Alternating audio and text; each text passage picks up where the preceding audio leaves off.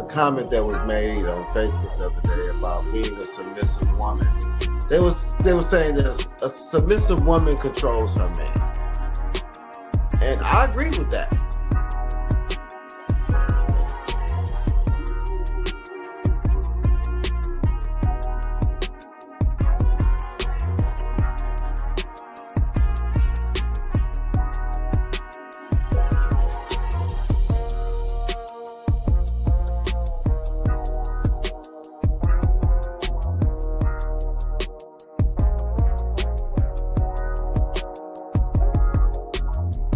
I think until we begin to talk in honesty and transparency and stop pandering to both sides, especially to the sisters, because there is so much entitlement, and because men have been quiet for so long, and it's been the men that has been quiet were the type of men that y'all really need to be listening to. The men that doing the most talking ain't the ones, they don't have nothing to say anyway.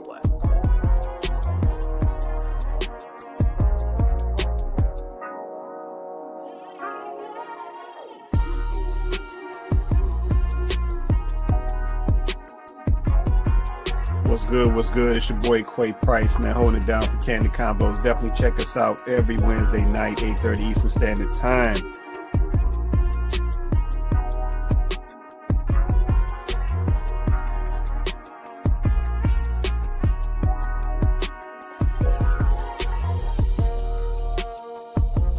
People today, they lazy. Ain't nobody trying to put in no work. If stuff start getting a little rough in the relationship or in the marriage, ain't nobody trying to fix nothing. Like, I mean, that's how people's mindsets are today. Yeah, but that's how I know that folks don't truly understand what marriage was about, because they tap out way too easy. Yeah, you see people fight harder for a job, like they can't go get another one of them in 2 weeks.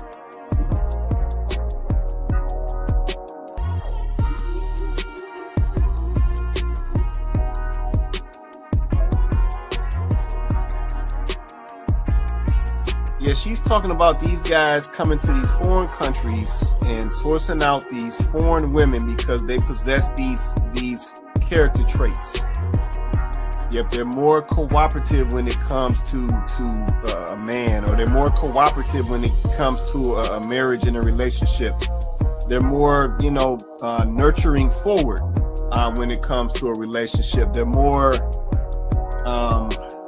I don't even want to use the word soft, but I'll use the word soft. They're softer when it comes to, these relationships and interactions with men and so forth. And like I said, we definitely got to be honest. We see a difference, right? We see a difference. And I think, Chloe and Tay made some good points earlier. A lot of this stuff is based around money over here in the West.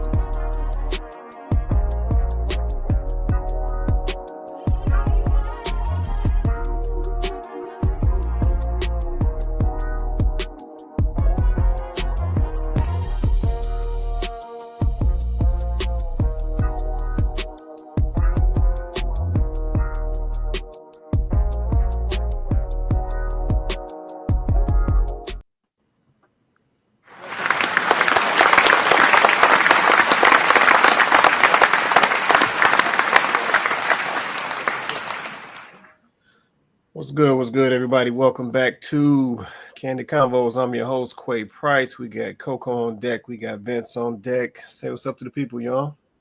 Hey, everybody. Welcome back. Man, welcome back. Appreciate y'all hopping on with us tonight again, every Wednesday night at 8:30 Eastern Standard Time. Man, shout out to y'all, man. Do me a favor if you haven't already, smash that like button. Likes are free. Smash that like button. Yeah, I'm starting to notice, man, a lot of folks don't like to hit that like button. Yeah, they'll sit there, they'll enjoy these great conversations, they'll drop these comments, but they will not hit that like button. So do me a favor, man, smash that like button. Like I said, it helps us get seen, it helps us get exposure out here. So, man, smash that like button for us, if you will. Also, hit that share. If anybody who hasn't already hit that subscribe, let's say we trying to build our subscriber base. So yeah, hit that subscribe button if you haven't already. All right, let's do this real quick as we get into this conversation. Here's the link to join us on the panel. You can drop this in your Google Chrome, your Microsoft Edge. If you're coming through an Apple device, so be it. Man, join us on the panel, man. Get in on this great conversation. We have the link here in the video feed in addition to the chat feeds. So you can catch it at the Kandid Konvos page on YouTube or Facebook as well. But I'll lay this link up here as we get into tonight's conversation. Let me see who we got checking in. Let's see. Shout out to my guy Donovan. He said, what up, though? What's going on, Donovan? Appreciate you hopping on with us tonight, brother. Appreciate you, man. Appreciate you. All right. Let's see. Make sure everything good. Okay. Yeah, once again, if you haven't already, smash that like button. Yeah, before you even get comfortable, before you even pull your popcorn out, man, smash that like button. Easiest way to support the show. Yeah, man. It's a freebie at that, man. Hit the like button. Hit the like button. All right. So we ain't gonna hold it too long. Let's see what we got. Let's see. Okay. All right, we're gonna go and get to it then. We're gonna go and get to it. Oh. Just heard somebody pop up. Who was that? Oh, that must be JR now. That's the bodyguard. That's the bodyguard hopping on. JR. Is that you, man? What's good, man? All right. Let's see. So we're going to go and get to it and drop this topic, get into this conversation. So topic for the night. I'll drop this link for a minute. Topic for tonight. Black people just don't get it. Man, y'all been coming heavy with these titles lately, man. Topic for the night. Once again, black people just don't get it. Hello, Vince. You look nice. What's going on, man? You all right over there, man? Thank you. I said, I was gonna put on a show you. I said, no, let me put some clothes on. We trying to get some people. I gotta, spiff it up a little bit. I ain't mad at that, man. I ain't mad at that. Thank you. Thank you, Chloe. You're welcome. All right, man. We're gonna go and get on into this, man. I see y'all. We got a couple came over, man. It's like 5 down here. Huh.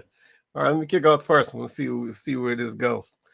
Their opinion, being a man has to be one of the most difficult things in this world, because when I hear some of the requests that women have and how they can contradict themselves, I get confused. It's like, I don't need you to be too sensitive, but how dare you not share your feelings and your emotions with me? I need you to be a good leader, but understand that I won't be following you and I won't be listening to you, and you can't lead me anywhere. But be a good leader. Be strong and show a level of vulnerability, but not too much, because then strength and vulnerability cannot coexist together, because now I'm going to think that you weak. I want you to be truthful and honest, but not too truthful to where you telling me the truth about me, and now I got to feel some type of way towards you, because you're supposed to be on my side at all points and times. Read my mind, but don't you dare assume that you know what I'm thinking. Meet my needs, even though I'm not going to tell you what my needs are all the time, but I expect for you to just know somehow. Be financially stable, but make sure you have a whole bunch of time, even though it takes time to make money. Now, when you hear some of these requests out loud and you see how they contradict themselves, don't it sound silly? And wouldn't you be just as confused as he is? Okay, sis came right out the gate, man. So tonight we talk black people just don't get it. Okay, well, let me check the comments real quick. Shout out to Kenyatta. She said, happy Wednesday. What's going on, Kenyatta? Appreciate you hopping on with us tonight, holding us down. See, Donovan said, let's see, double talking, scatterbrain, psycho babble 101. That's a lot on that. That's a lot on that comment right there, Donovan. Let's see, you want to get all that off your chest, man. All right, man. So y'all saw the video. Who was that? Cole down there? Okay, yeah. Y'all saw the video. So it's video number 1 for the night. So yeah, what y'all think? Is she spitting? Is she capping? Is she? I don't know. Let me get these comments and I'm coming to the panel. Kenyatta says she spoke a whole word. Yeah, no, she was getting it off. She got it off. She got it off. All right, I'm gonna come on back to the panel. Coco, Vince, Cole, Mr. Mrs. Coco's bodyguard down there, JR. Go ahead, Vince. I saw you come off, man. Yeah, I think I sent that one to you. For sure. I was having a conversation with a friend of mine, and she was talking about she was dating these two guys at the same time. And I was ear hustling, and the one lady, she was talking to a younger lady that was married, because I work out with a group of people. And the one lady told her, well, date both of them until you decide who's going to step up. And I was like, well, that's not really good advice. So Nope. she asked me, well, Vince, what do you think? I said, well, tell me a little bit more about him. So it was one guy, he was retired and he wasn't working. It was another guy, he worked a lot. She said, well, I want somebody who always has somewhere to go. I was like, well, what difference do it make if he has the income? Have you asked about his income? Well, I want somebody.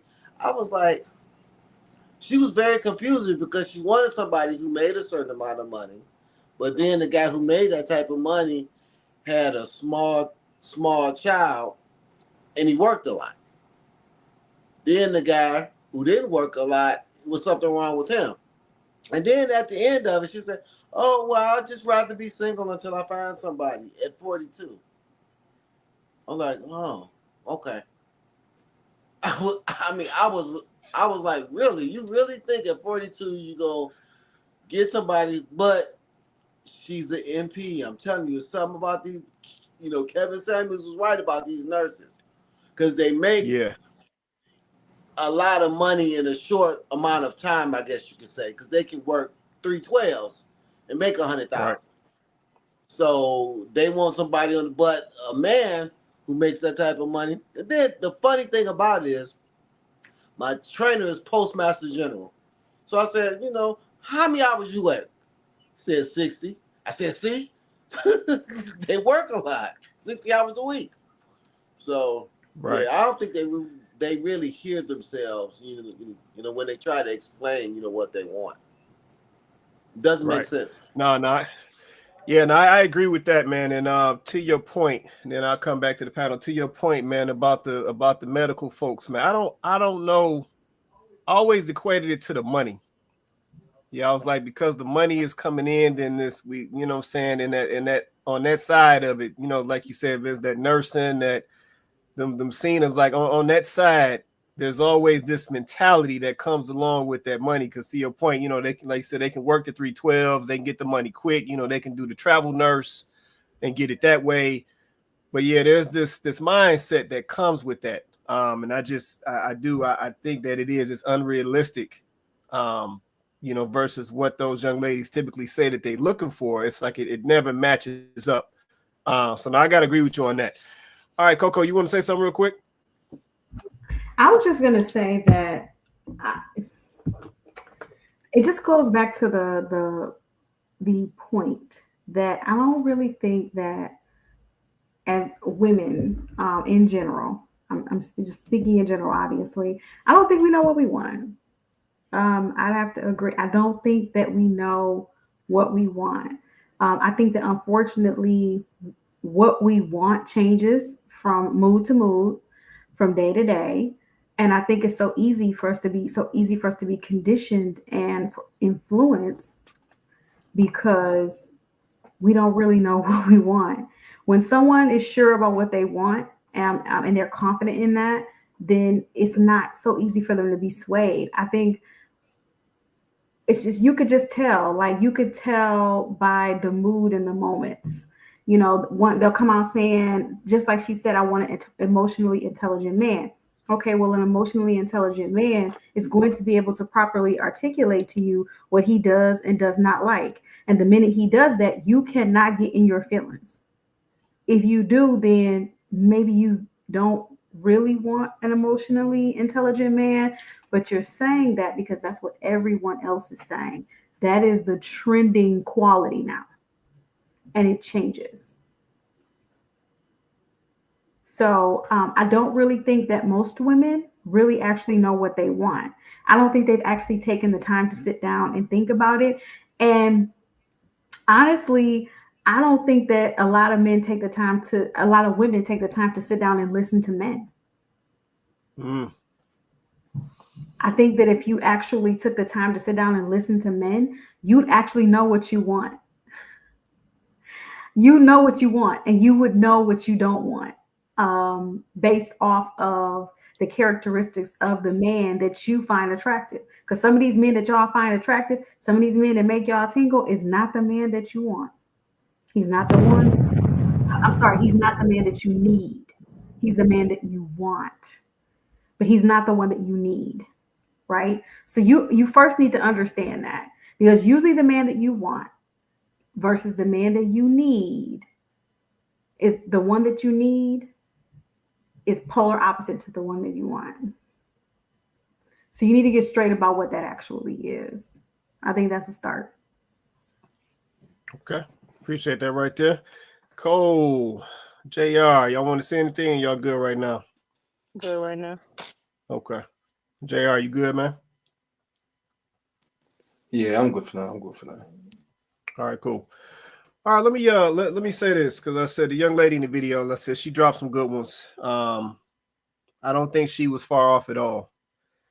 Yeah, because I hear some of the same things that she's talking about, or that she mentioned, and I said a lot of the stuff is very contradictory, right? And then I said a lot of it's just not realistic, because that seems to be something we've just lost sight of, as being realistic with what we are asking for, especially in comparison to what we are bringing. Yeah, so some of this stuff is wild, but yeah, I want to ask this question. I know we got some ladies on watching right now. If you haven't already, smash that like button for us. Smash that like button. Likes are free. Smash that like button. So I know we got some ladies watching right now, but I got a question. I got a question for the ladies, for any lady who is willing to be honest. Any lady willing to be honest. Just based on that video, the young lady in the video, my question to the ladies would be is, what are y'all gonna do when men give up?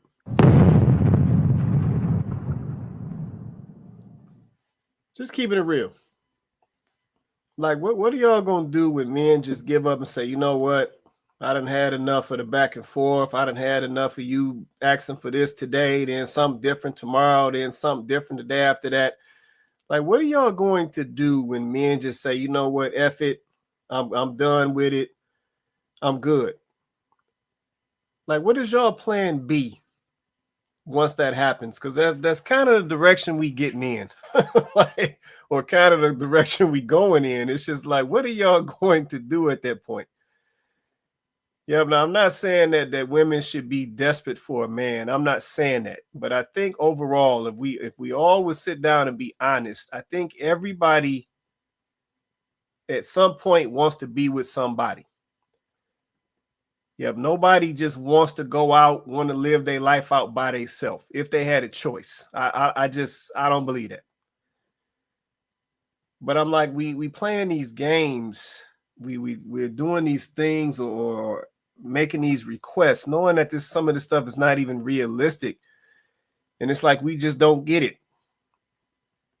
Yep, eventually this stuff will eventually backfire.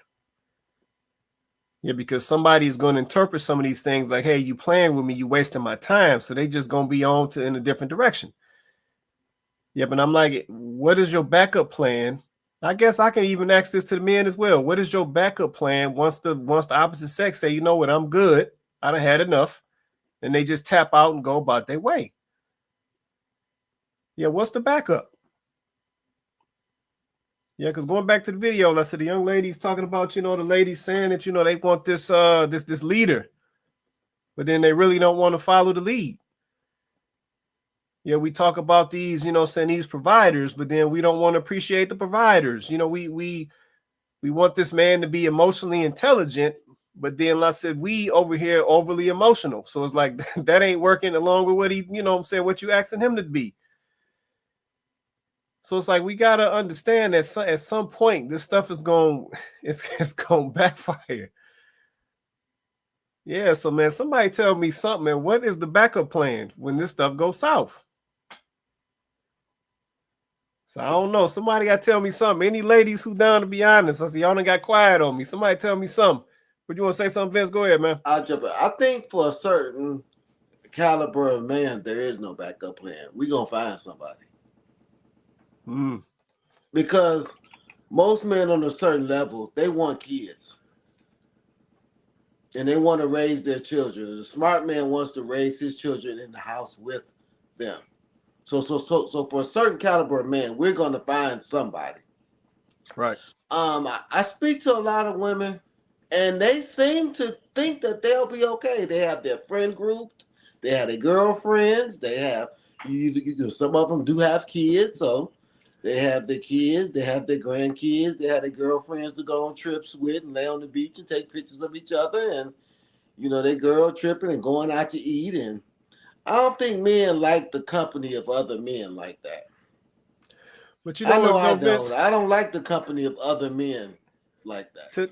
To that point, though, I think a lot, and I feel you on that, Vince. But to that point that you just made about the ladies having a girlfriend group and all of that stuff, that's on the premise that girl is going to be single. Because see, typically what can happen is, okay, you may have your friend group of girls, but don't let one of your girls find her little dude. And all of a sudden, she pop up out of that thing, she disappear. So see, that's only on the premise that those women are single along with you. But in my experience, most of them are. If you got a 10 girlfriend group and they over 35, the chances of maybe 4 of them getting married ain't likely. So if you got 10 of them, 8 stay single forever, 2 of them might get married. You still got 8. Right, no, that's true. I get it. And that's how they roll. They find these groups of single women. They dancing, wearing a little Beyonce cowboy hat. Right. They have, they girl tripping together, 30, 40 of them together. It's a lot of them, man. Okay. They got a dude on the side too. Oh yeah, they got somebody to scratch it now. They definitely got somebody to scratch it. Oh man! Oh come on! That's the question. That's the question. Can I ask this question? And does someone have an answer for me? And maybe I'm supposed to have the answer because I am a woman, but I don't. Like, why is it that most male groups, not all, we can't ever say all, right? But most male groups, especially after a certain age, they'll be married men. Like there might be 1 or 2 single men, right? But usually the single men will end up getting influenced by the married men, and he's going to get married. So then next thing you know, they're all married. That's the male group, right? But in a female group, right? Most of the women are, if not all, single. And they, like Vince said, the majority of them usually stay single. Like it's not like, there might be, like he said, 1 or 2 that are married, but they don't get influenced, or for some reason, it doesn't end up like being a situation where, okay, they follow behind the married women and they get married. That doesn't happen often. They usually stay single, except for maybe the 1 or 2, like he said, that will get married. Why is that? Does anybody have an answer for that? Why the man group gets married, or the single men in the group eventually they get married sooner rather than later, but the women tend to stay single? Because men. Wait, this first being JR. I want to hear JR too. Okay, because most of the time men don't lie to each other. Go on. Oh, go ahead. I'm sorry. Now go ahead, Mr. Vince. Go on. Because most of the time men don't lie to each other. If they're your true friends, they're gonna tell you, look, man, maybe you need to settle down, get out of this game. You had bad relationship after bad relationship, you got a couple baby mamas, maybe you need to go ahead and settle down. Men are not gonna lie to you. Women say, girl, that's okay. Do you? You'll be all right. Don't settle. That's a lot. These women will lie to women. They know that shit sound crazy, and they'll be like, "Yeah, girl." This girl knew that this girl was sounding crazy at 42, but you think she said anything like, "Girl, that don't make no sense." She was just like, "Well, do you, girl?" Oh man. No, you're right about that, man. When it comes to them type of scenarios, the fellas will call that out like, bro, you need to go ahead and wrap that up, man. Settle that on down, man. It's about that time.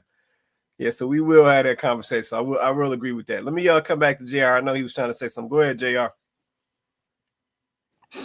Yeah, no, I was gonna say, Miss Coco said it herself. You know, women don't tend to follow. I think they do that quite, very well. They don't know how to follow, and I think men just understand, following people's footsteps in a positive way. Because eventually people are gonna talk some sense into you, and you're gonna come to your senses. And especially like you said, if you align yourself, around good people, then yeah, all the negative thoughts that you probably had or whatever it is, they're slowly going to vanish because you've seen a positive outcome, like Mr. Vince has said numerous times, that a valuable man will be able to find something good out there and be able to make it work. So I think, yeah, men eventually come to that realization. Don't know what age, but eventually they'll get there. Okay. No, that's real right there. That's real. Yeah, no, I think it does. To your question, Coco, it does look different. Yeah, it does look different. And I think ultimately, a lot of men have an end goal in mind already. You know what I'm saying? They're trying to be married. They're trying to have a family. So I think for a lot of guys, it really causes them to kind of step their game up. You know what I'm saying? When they're around other fellas who look like they, you know what I'm saying, doing their thing, handling their business. Because sometimes what you'll see, you know what I'm saying, on the male side of it is one guy will get married. Then it's like it'll be dominoing after that. Like a year after that, it'd be another one. A year or two after that, it'd be another one. And it's like everybody is kind of, you know what I'm saying, shooting for the same goal. Now, I know that's not all guys, but, you know what I'm saying, typically, I said, when you see that happen, especially if you got a group, let's just say of more than, let's say, 4 guys that hang out, you know, close like that, you'll usually see that in sequence almost. Because I said the guys really are looking up to each other, watching what each other's doing, you know what I'm saying, and they trying to level up too. Now, like I said, from a female perspective, it may look different on the other side. Yeah, I know we say that ladies be out here competing with each other, you know what I'm saying, trying to show each other up. So it may look a little different when it comes to that. But at the end of the day, yeah, it's different on both sides. And I just think men look at that a little differently. Like I said, it actually will trigger them to want to level up and step their game up. You know what I'm saying? So they can be handling business just like the other cats around them. So that's just my perspective on that. Go ahead, Coco. I was also wondering, I'm going to put, we can put Kenyatta's comment up because I've seen this too. Like it can go in reverse. So the women that are married in the group end up getting divorced and now they're back single, like the other single women in the group. And I just, like you were saying, like some men in the male groups, the other men tend to, kind of encourage them, motivate them, or inspire them to level up or to move forward in life and to make those types of decisions. Like, I think what could be happening, and I'm not sure about this because I'm not a single woman in one of those groups, but from what outside looking in, I wonder if it's a situation where the single women are making their lives look a certain way. They're coming off to the other women in a certain way. And this goes back to what I said. Women are being easily influenced by that because they don't truly know what's real, what they need versus what they want.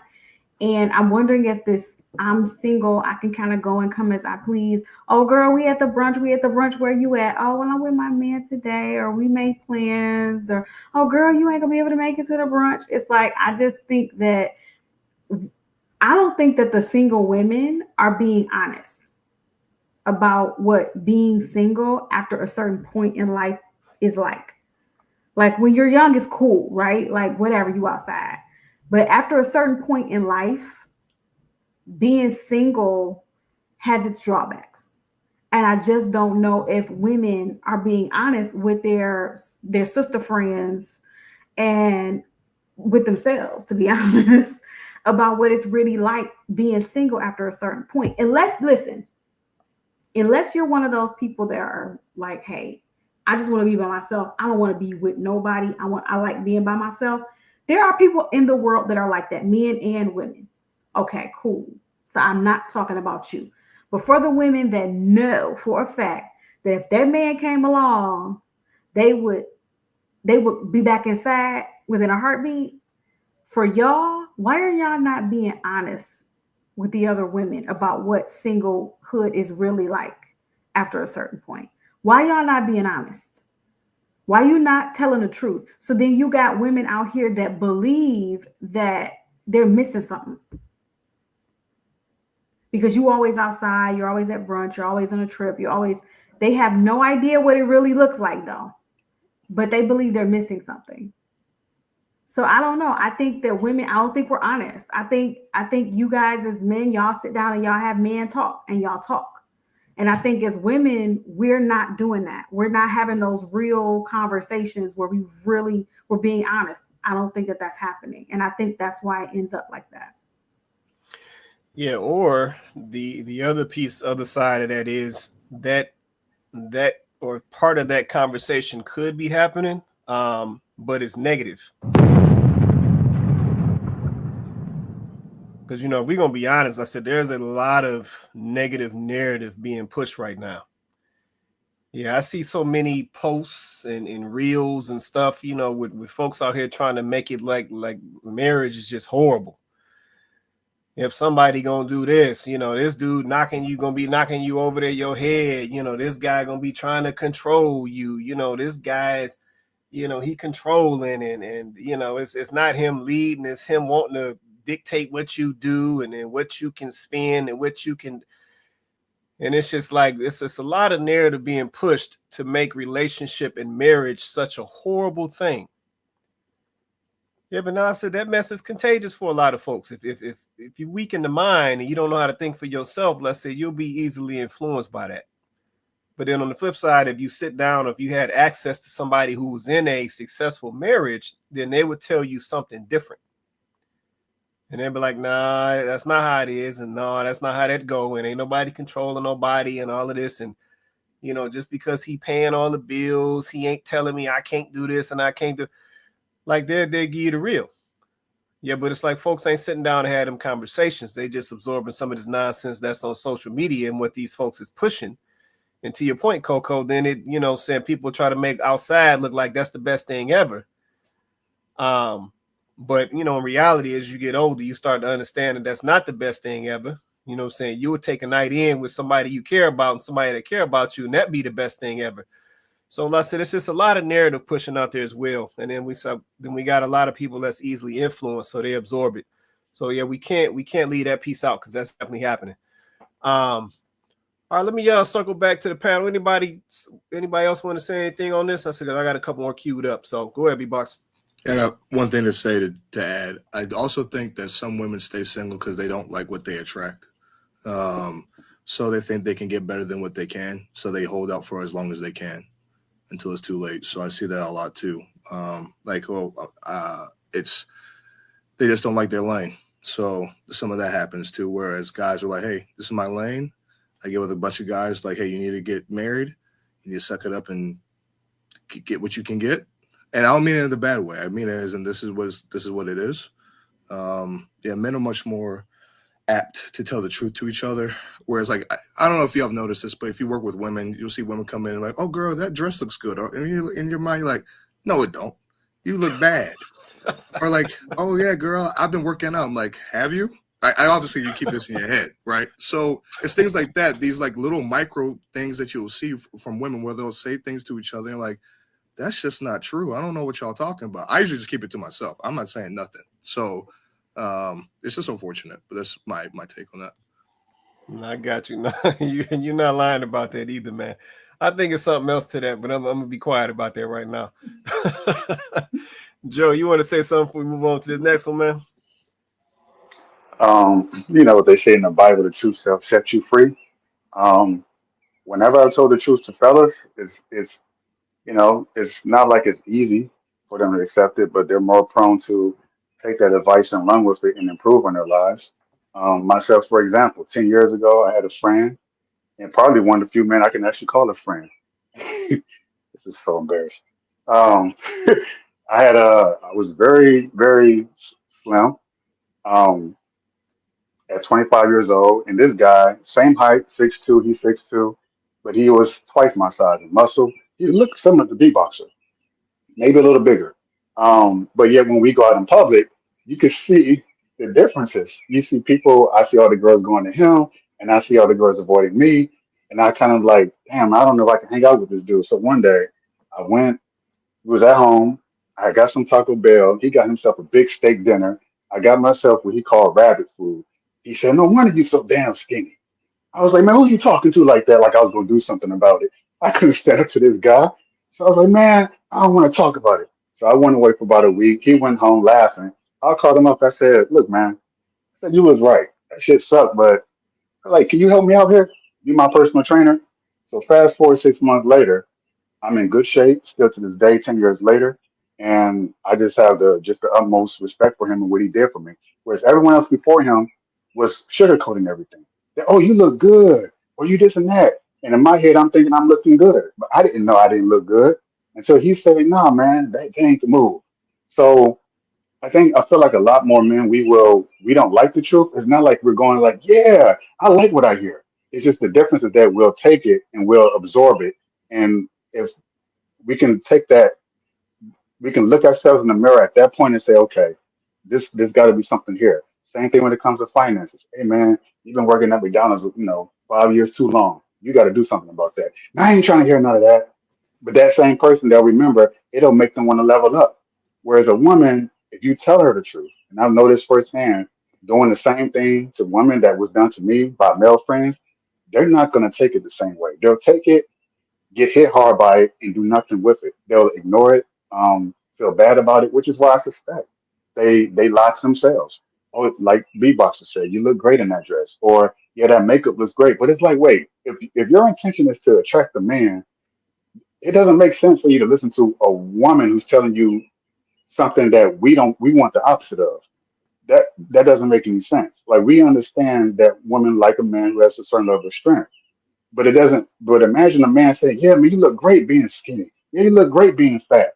That's exactly what women tend to do amongst themselves, and it's like they're sabotaging these women. I don't think it's intentional. I hope it's not.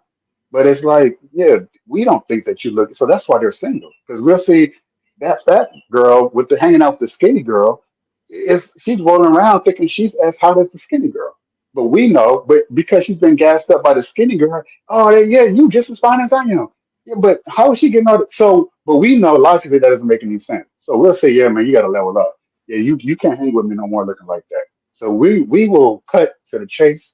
We'll cut it with a knife, and the man he has to decide if he wants to do something about it. And typically, that's how we level up because we tell each other the truth, even if we don't like it. You tell a woman the truth, she's not gonna like it, and she's also not gonna do nothing about it. Yeah. No, I get that. No, that's real right there. All right, I appreciate that, man. Let me get this comment, then we'll go to the next one. Let's see. Donovan says, see, I got a friend on FB. She goes live talking about how nice her life will be when she finds her husband, the power couple goals she has in her mind.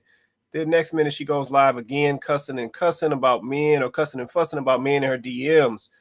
Now she's going off talking about how she don't need a man and she not dating men in her inbox. Make it make sense. Yeah. No, I done heard some stuff like that before, Donovan. Yeah, that's that. Yeah, let me leave that alone, man. Appreciate this comment right here. All right, let me go to number 2. There was one guy that I dated who was so nice, so cute, took me on the best date, so fun. Like, we had fun every single day. We had fun. But I did not feel emotionally connected.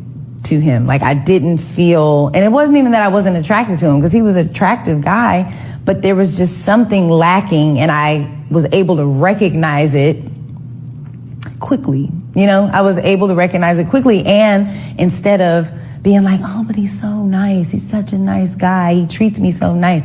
He has money. You know, I don't have to worry about anything with him. This is what we do as women. We talk ourselves in to situations that we genuinely don't want to be in because there's almost like a guilt that you feel when someone's nice to you and treats you great, but you don't feel connected with them, to them in a romantic way. Like as a friend, we could be friends all day, but I just wasn't feeling it. So I had to tell him, you know, that that's how I felt because I wanted to be honest, and I felt like, you know, he kind of wanted to push things along, and it wasn't fair.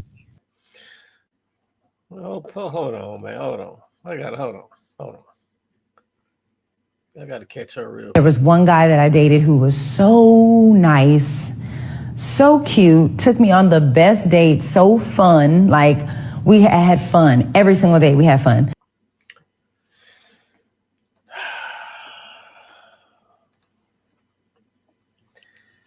We know what it is. You can't make this shit up.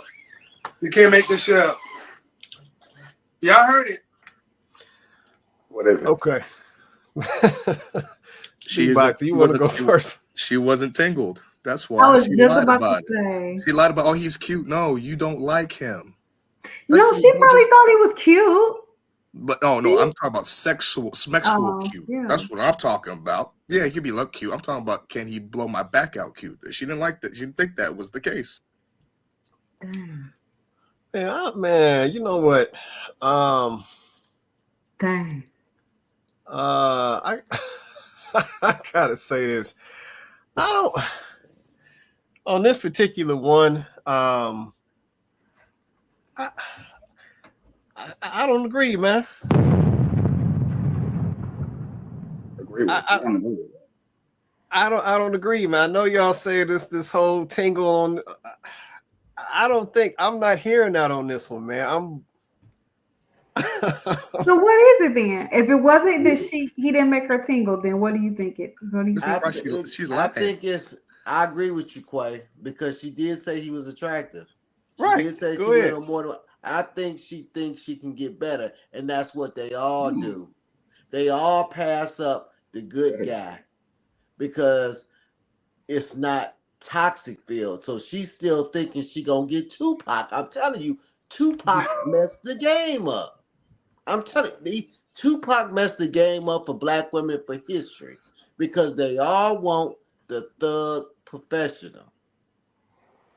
They do. And then by the time they realize, okay, I need to go ahead and they 40 with 2 kids. If most of these ladies were honest, they would say, you know what? I passed up on about 3 or 4 good guys and chose a fool to waste a lot of time with. But they'll never to waste a lot of time with. She looked like she probably was in her 30s, 40s. Yeah, somewhere in there. And see, that's the difference between a man and a woman. A man who's that age, she's nice, she's attractive, she's a good mother. He gonna go with that one. Right. But see, she's still gonna wait because she's still cute. You know, that cute thing that messed him up for a while. Because she's still cute. So she gonna hit that 35 and 40 and she gonna, you know how many women have told me, I wish I would have married that nice guy that I met, that was my college sweetheart or the one right after college, but you know, I thought I wanted to be I wanted to do the single life. And then they messed around, with the fool and got pregnant by him. And now you done messed your life up. They just keep it 100. No, that's real. Yeah, no, that's real right there. I just, that's not you hit on that, Vince. Because I'm like, I can't tie this one to the whole tingle concept. Because just listening to her, so there's stuff that's just not adding up. So she made a point where she said that she was feeling guilty, so she had to tell my man. And it's like, but you done had my man running you on dates, spending money, having fun with my man and all this and all that, but then you want to reduce him down to y'all can be friends. It was like you still extracted from him. So it's like, is you really feeling guilty, or did the extraction that you was doing on my man, did it just run out? No, she feeling guilty because she was taken from a man she knew she didn't want to be with. That's why she was feeling guilty. She was feeling guilty because she identified him herself as a nice man. She identified him. So basically, she knew that she had a man that was actually what they call a quote unquote good man. She knew it. She knew she had found her one. But she was feeling guilty because she was taking advantage of that nice man, that good man. She was taking advantage of him. She said every date was fun. He was really nice. All of this stuff. I mean, I'm listening to her like, oh, okay, this is what y'all say y'all want. So what's the problem? Where is the issue? What's the problem? Right? You feeling guilty because you know you playing in his face. You know you playing in his face, and he too good of a man for you to really be doing that to. That's why you felt guilty. So it was something that she felt he was lacking, right? I agree with Kenyatta. Yep, she thought she could level up. As nice as he was, and as nice as the dates, as fun as the dates was, there was something about him that she thought she could do better.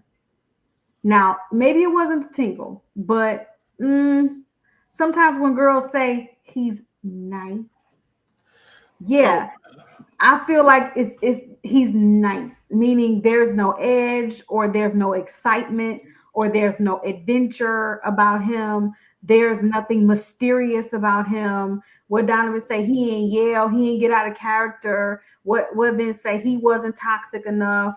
Like I really do think sometimes girls will say they want a nice guy. They'll say that. Then they'll get with the nice guy. He'll be all of the things that they said they wanted, but he ain't got that toxic edge. He ain't, she could trust him. He don't just disappear and ghost her randomly. He don't, you know what I'm saying? And they're like, he's boring. So, okay. So if that is the case, is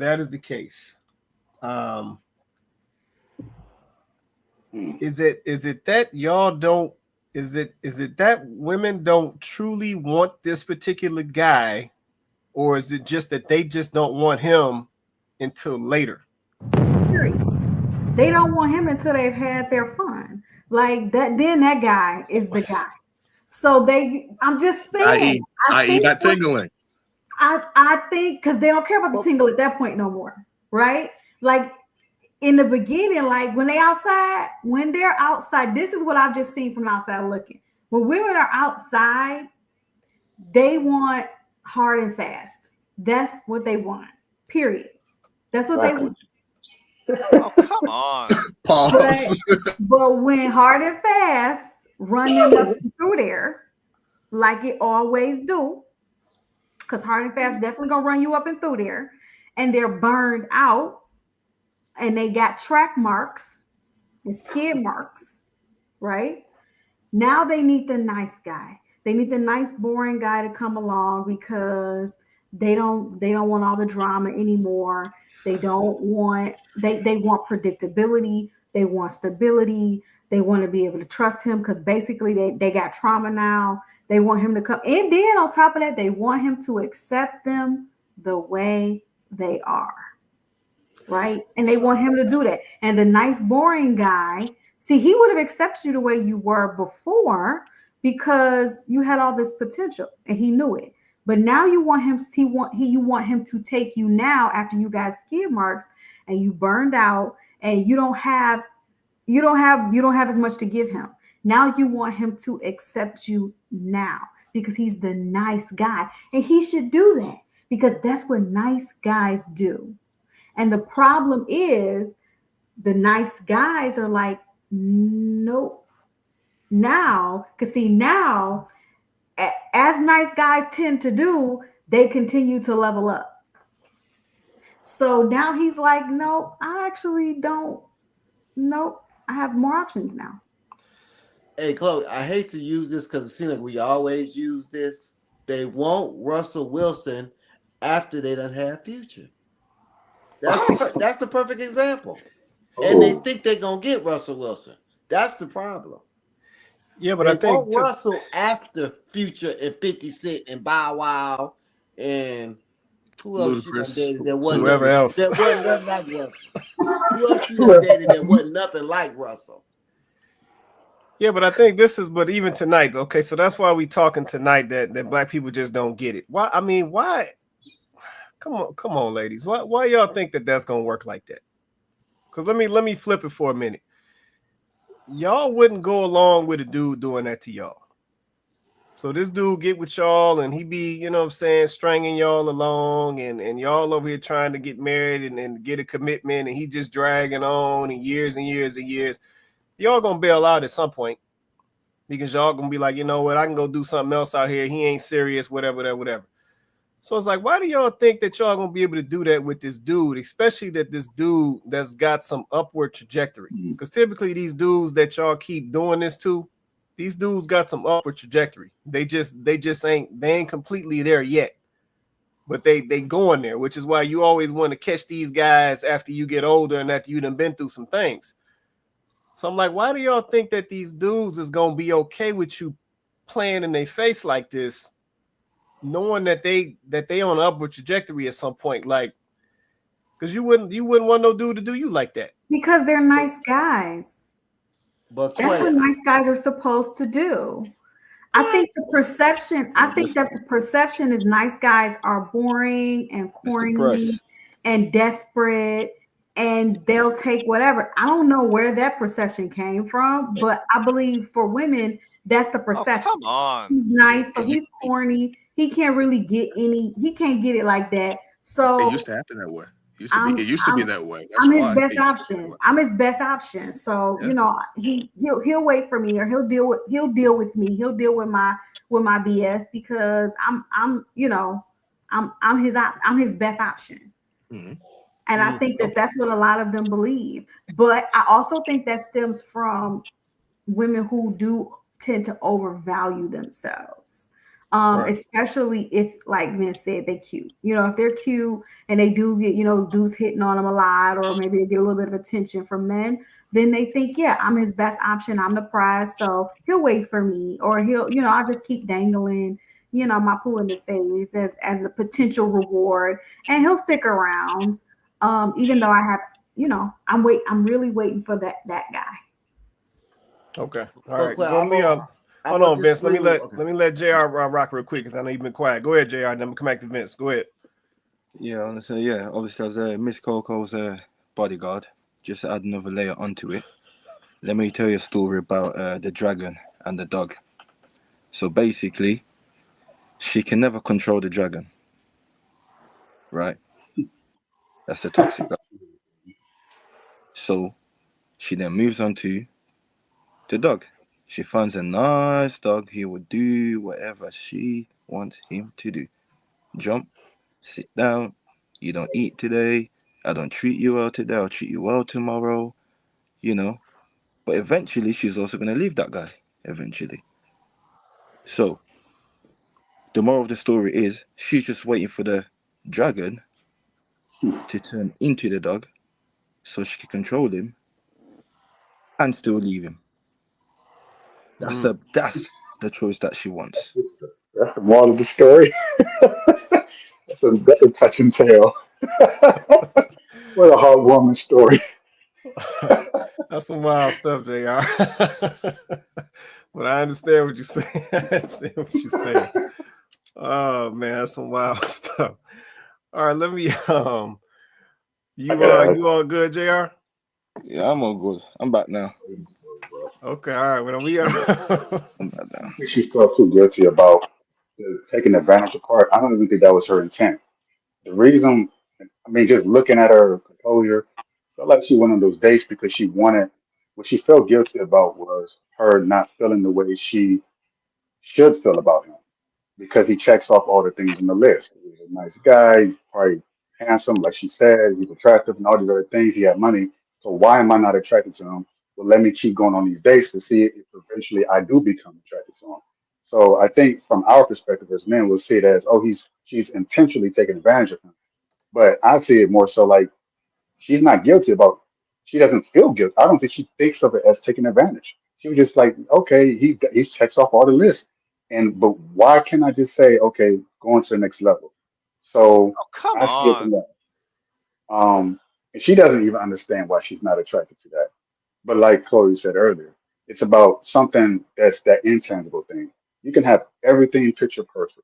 You can have all the things checked off on the list, but that doesn't mean necessarily that you're going to pass the test of life or that you're going to make that particular woman be attracted to you.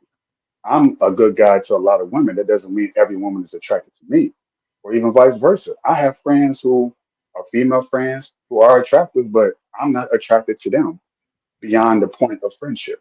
That just happens sometimes that way. And it might even kill me. Like, damn, I should be attracted to this woman. She's a good woman. She does it, but she's not really my type. And for Right. some reason, I don't know how she's not, because on paper, she should be. That edge, whatever that is that makes her tingle, it's not even necessarily that man having to be bad, or he just came out of prison, or he's unpredictable, or he's a mystery. It can just be something that resonates with her. There's sometimes I don't even understand why I am attracted to some woman. I just show up and I say nothing. I walk in the room and they just instantly attracted to me. We haven't even exchanged words. We haven't went on a single date. Sometimes it happens that way. It's just there. Whereas there's the opposite. You have people who are trying to make things work. I'm going to wine and dine this woman. I'm going to show her my worth. I'm going to show who I am. But it was never going to be that way in the first place because she was just not intrinsically attracted to you. Internally, no emotions, no spark is what they call it. And I get it. Right. It just is what it is. So I think us shaming her for her not being attracted to him and trying to make something work just as much as that guy was trying to make something work with her, it just didn't work. Now, what would have been criminal is if she said, you know what, I don't feel attraction for this man. And I know how I feel. I don't feel the way I want to feel, but I'm going to do it anyway. And then they end up getting, divorced later on in life. And she's like, well, she don't want a man that she does want. Even worse. That's much worse than coming to the conclusion Yeah. and saving him for wasting his time and her from wasting her time. Yeah, no, that's real. Yeah, hopefully she ain't. Hopefully she wouldn't take it to that point, because that's really playing with somebody right there. Vince, you want to rock real fast, man? Then I'm gonna put this video on Cole video. Go ahead. Yeah, I got 2 points. I didn't get that from this particular one because she did say that she was attracted to him. She did say they had good dates, and she said that was her good friend. They could be good friends. What I still and see that's the problem that we as Black people, we don't look at marriage and relationship as far as the legacy, as far as the family, as far as what marriage really is. We looking for happiness. We looking for a feeling that can change instead of the things that's going to make your marriage last, which is that Right. friendship, which is that him being a nice guy, which is that him being a man of character. But, just like, V-Block said, they want to tingle. And then also I wanted to make a point that Quay said, women will get dragged along. You said that women, yeah, they will. They'll be side chicks. Some of Remy's friends that dealt with men for 10, 11, 12 years. Dude done married somebody else and divorced her. They still in the background saying, well, maybe now I got a shot. No, I agree. Yeah, I agree. No, I'm not saying that they technically don't get dragged along, but I don't think that they want to get dragged along, but they will concede to being dragged along. So no, that does happen. So no, I agree with you on that. So yeah, I'm definitely not saying that because I done seen that enough times. All right, what Cole at? She still there? You still there, Yeah, Cole? I'm here. All right, let me go ahead and kick this video off. This I think this is your video, Cole. Fellas, I definitely encourage you to eventually figure this thing out because we have so many men out here. Fellas, I definitely encourage you to eventually figure this thing out because we have so many men out here that's lost, don't know what they're doing, don't know what their purpose is in life, and they're projecting and deflecting all their flaws on women. And just like James chapter 1 verse 8, it says a double-minded man is unstable in all of his ways.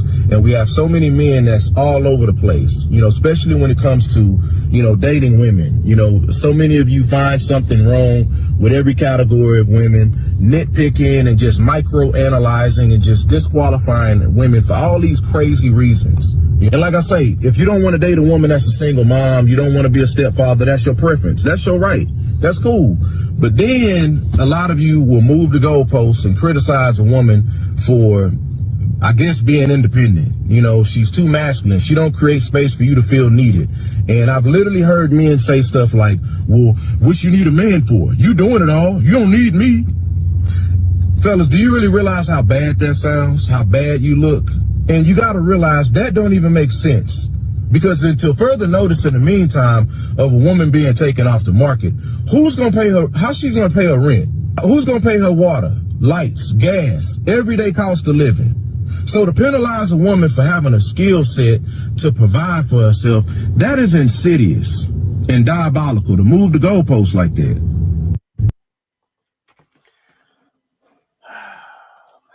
Man, where Cole at? I'm right Cole, here. what you trying to get started, Cole? A conversation about the issue. So what's up? I know you said that over. So what you hear? Where you going with this? What you thinking? I mean, I feel like that's part of the issue. I do feel like the goalposts do be moved, and it don't be making sense at a certain point. What? Hmm. Oh, Cole, what are you talking about? What are you talking about, Cole? I don't. This video, you gotta dive deep. You gotta tell us what you see in it, what you know, what you get out of it. I'm curious. Yeah, what goalposts be moved, Cole? Huh? So let me hear. The I'm gonna help. goalpost for the guy to commit. Like Okay. what? Sorry, Mr. Price. No, I understand what she's saying. So let me help you out real quick, Cole. So okay. So I listened to the brother in the video. There's some valid points in the video. I think when he talks about, and this is a part of that goalpost piece that I think that we're touching, but when he talks about some of these men projecting their flaws on women, I think some of that is happening. Yeah, but I think there are some dudes out here. Let me just be honest. There's some dudes out here who ain't got it together. They not that dude. Their money ain't right. They don't know. They don't even understand what purpose is. Like, it's some dudes, and he summed it up right. He said there's some dudes out here that's lost, and that is absolutely right. Yeah, but some of those same guys they're projecting those flaws onto some of the ladies out here, and what it manifests into is a whole bunch of excuses as to why they can't move forward in these relationships or make these commitments. So I do agree with him on that. There are some lost dudes out here, and they will move their goalposts to fit whatever direction they're trying to go in because they're not where they need to be or they're not on point. So that is taking place. I think, some folks have described that as some of this, as they would call it, this red pill stuff that's going on out here. That is happening. Yeah, because at the end of the day, you got to be a man and you got to be, let's just call it what it is. You got to be on point. Yeah, you can't be out here, you know what I'm saying, all over the place. You can't be out here with no structure, no guidance, no plan, not knowing what you're trying to do. Because we got to be honest. If you are that guy or moving that way, let me just be honest. You know what I'm saying? A chick that's solid, she not checking for you like that. Yeah, but I preface that by saying a chick that's solid. Yeah, of course, you'd be to get a random and secure a little random. But I'm talking about a chick that's worth something. She's not going to be checking for you if you all over the place. I got a question. Yeah, go ahead, Joe. Do you think that you said a chick that's worth something, she's not going to be all over the place? And do you think she's not that's going to be checking for you? Yeah, go ahead. well, and do you think that when men respond in that way to a woman in a sort of passive aggressive, well, what you need me for? Throw their hands up where they talk about women's independence and their level, I guess, autonomy. Do you think that these men feel threatened by the women who have perhaps a greater purpose than themselves? Maybe they have established careers, a more things that you would think a man would have together, but they see a woman who has it and they don't have it. And so do you feel like that's like a threat to the man, a challenge to the man, or some form of envy or jealousy involved? So that is some men. Yes, some men are threatened by that because what it does is it puts a magnifying glass on basically on what they lacking. Yep, and that's why I say that as a man, you got to get yourself there. You got to be on point. Because see, when you're on point, you're moving in purpose. This stuff doesn't phase you. Yeah, a woman coming around that's got some achievements and got some stuff together, that doesn't phase you. Yep, and what it also will do is, you know what I'm saying, it will cause you to call out things. Yeah, when that nonsense comes around you, when you know you handle your business and you move and, you know what I'm saying, you move how you need to, when that nonsense comes around you, and I'm talking about from a female, you're going to call that mess out. Yeah, you're going to call it out. Because I said, you're not threatened by no achievements or whatever she's got going on, but what she definitely not going to do is bring that little, and we all have talked about this before, what she's definitely not going to be able to do is bring that little attitude that comes with those achievements. Yep, and see, that guy who moves correctly, he's going to call that out. Yep, and typically, if she was just a little off when she came at you and basically came to test you and see what she get away with, and you call that mess out, then she actually might straighten out and actually end up being decent, depending on the girl though, because it's very specific to the woman. So that's just my position on it. But let me I'm gonna come back to the panel. Go ahead, Vince.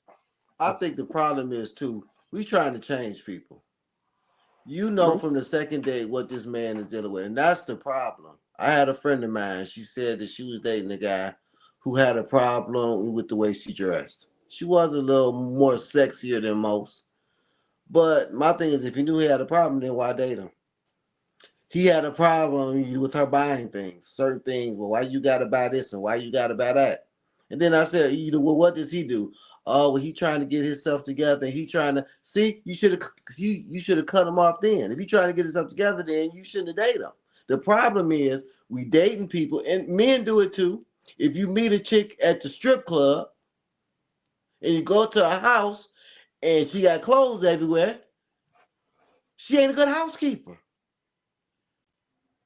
You ain't gonna change her. You ain't gonna go in there and say, well, maybe I can give her some structure. Maybe if I can come in, I can tell her what to do and I can do this. No, that's the problem. If he a bum, leave him alone. And I understand if the problem is to check up, excuse my language, Chloe, to check a bitch, you gotta have something to check her with.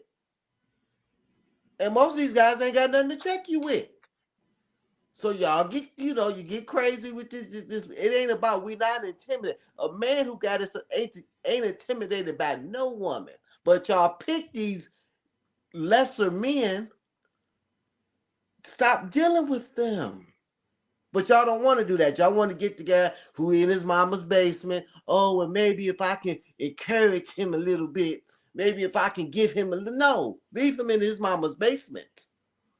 Because that's where he's been for 40 years. He's not going to get out of his mama's basement.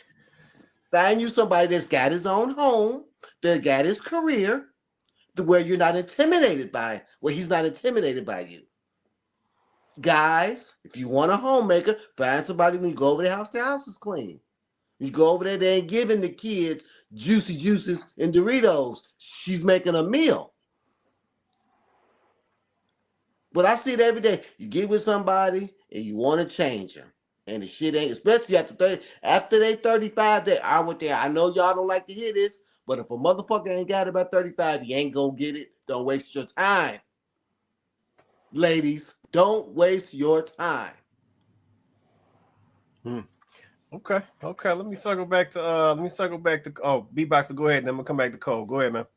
To go back to like the video, because it's Cole's video. Look, there are guys. I call this guy Uncle Derek Jackson for a reason, because he said some good things, but it went to the wrong place.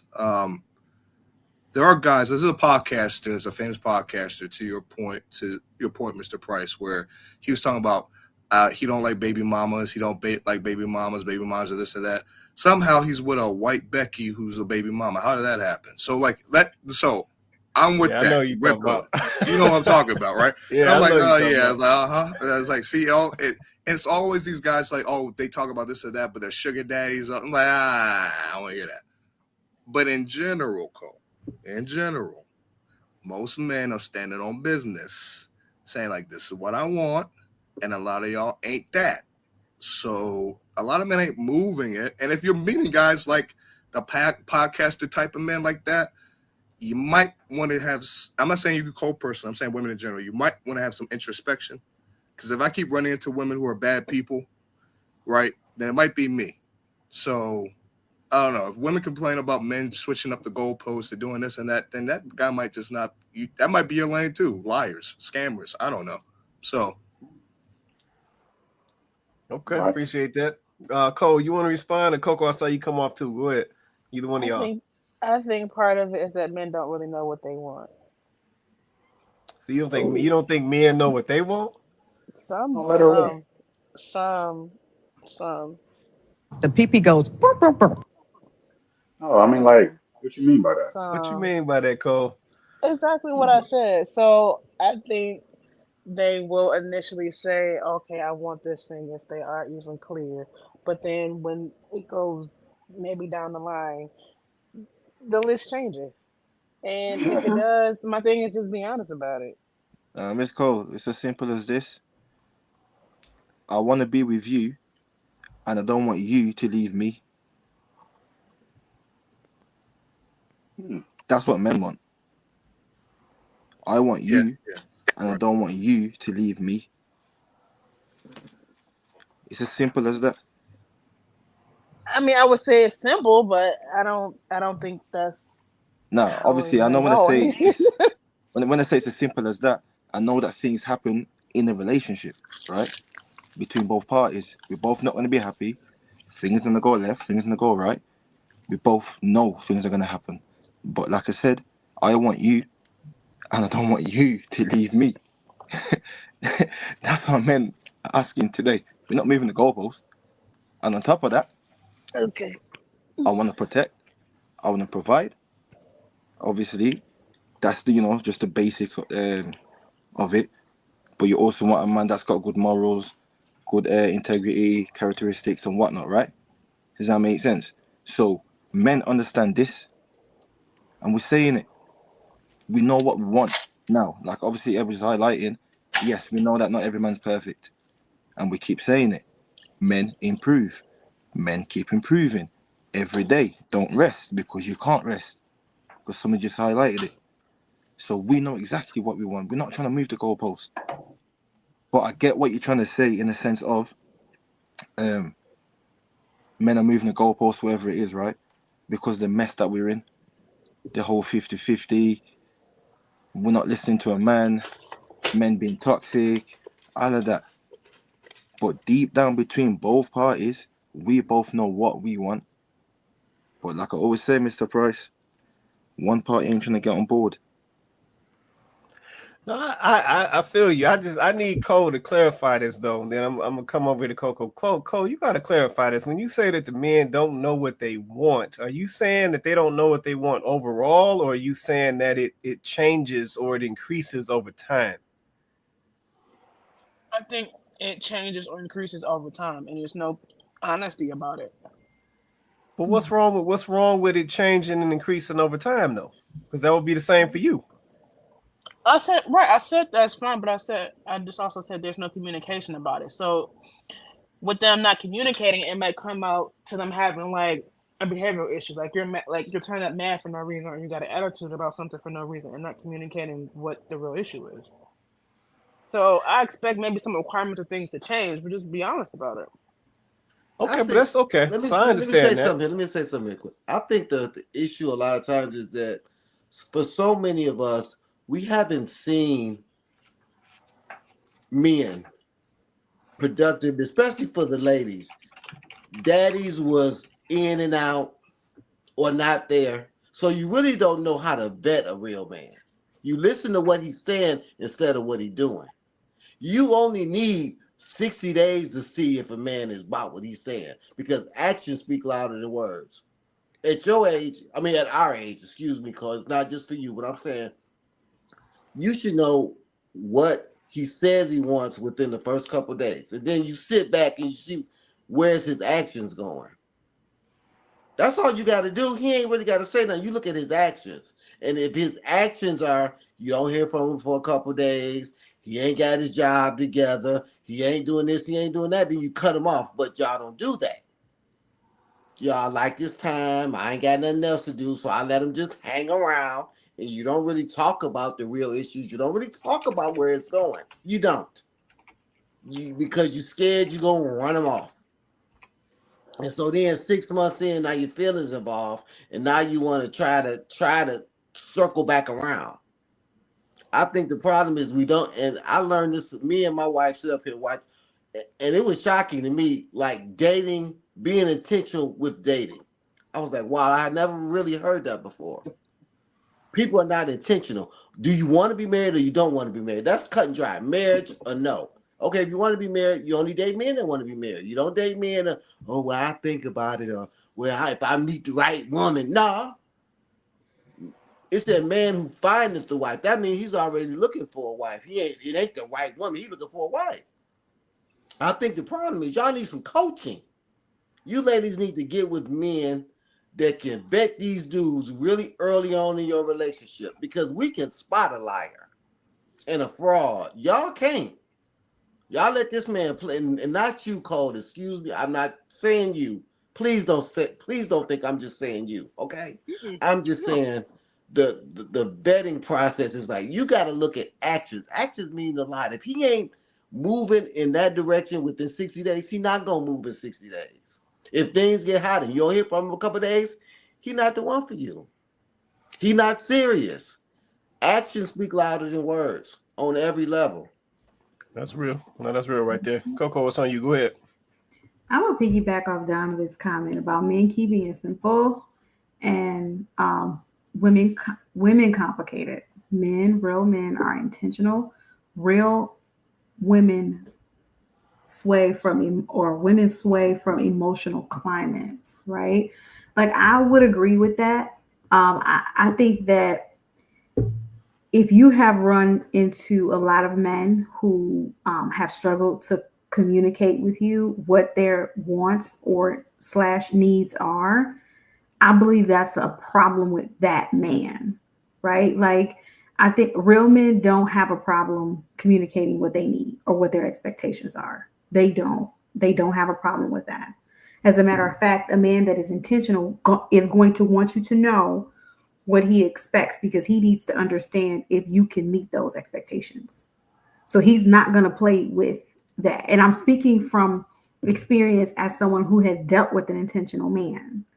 He's going to make sure you know what those expectations are, so that you can either you're going to meet him or you're not. And he's not going to play with you if you can't.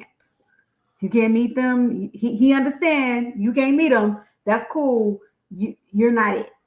Right? That's what it means to be intentional. I think the problem is we're running across a bunch of men that are not intentional.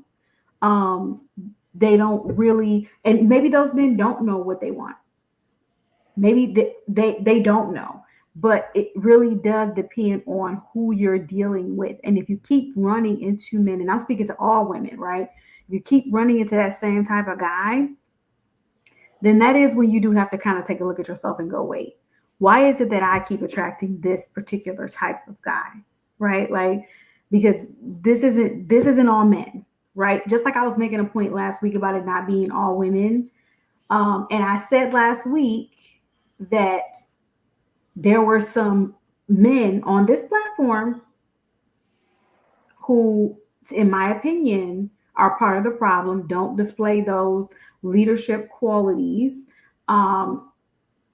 And I was told to name some names. I don't name drop because, one, I'm not giving them 15 minutes on my platform, but also I don't name drop because I'm not messy. But B-Boxer just brought up one tonight. He just brought up one tonight because he has a very big platform and men follow this guy, and he's been exposed as a fraud. So I just think that,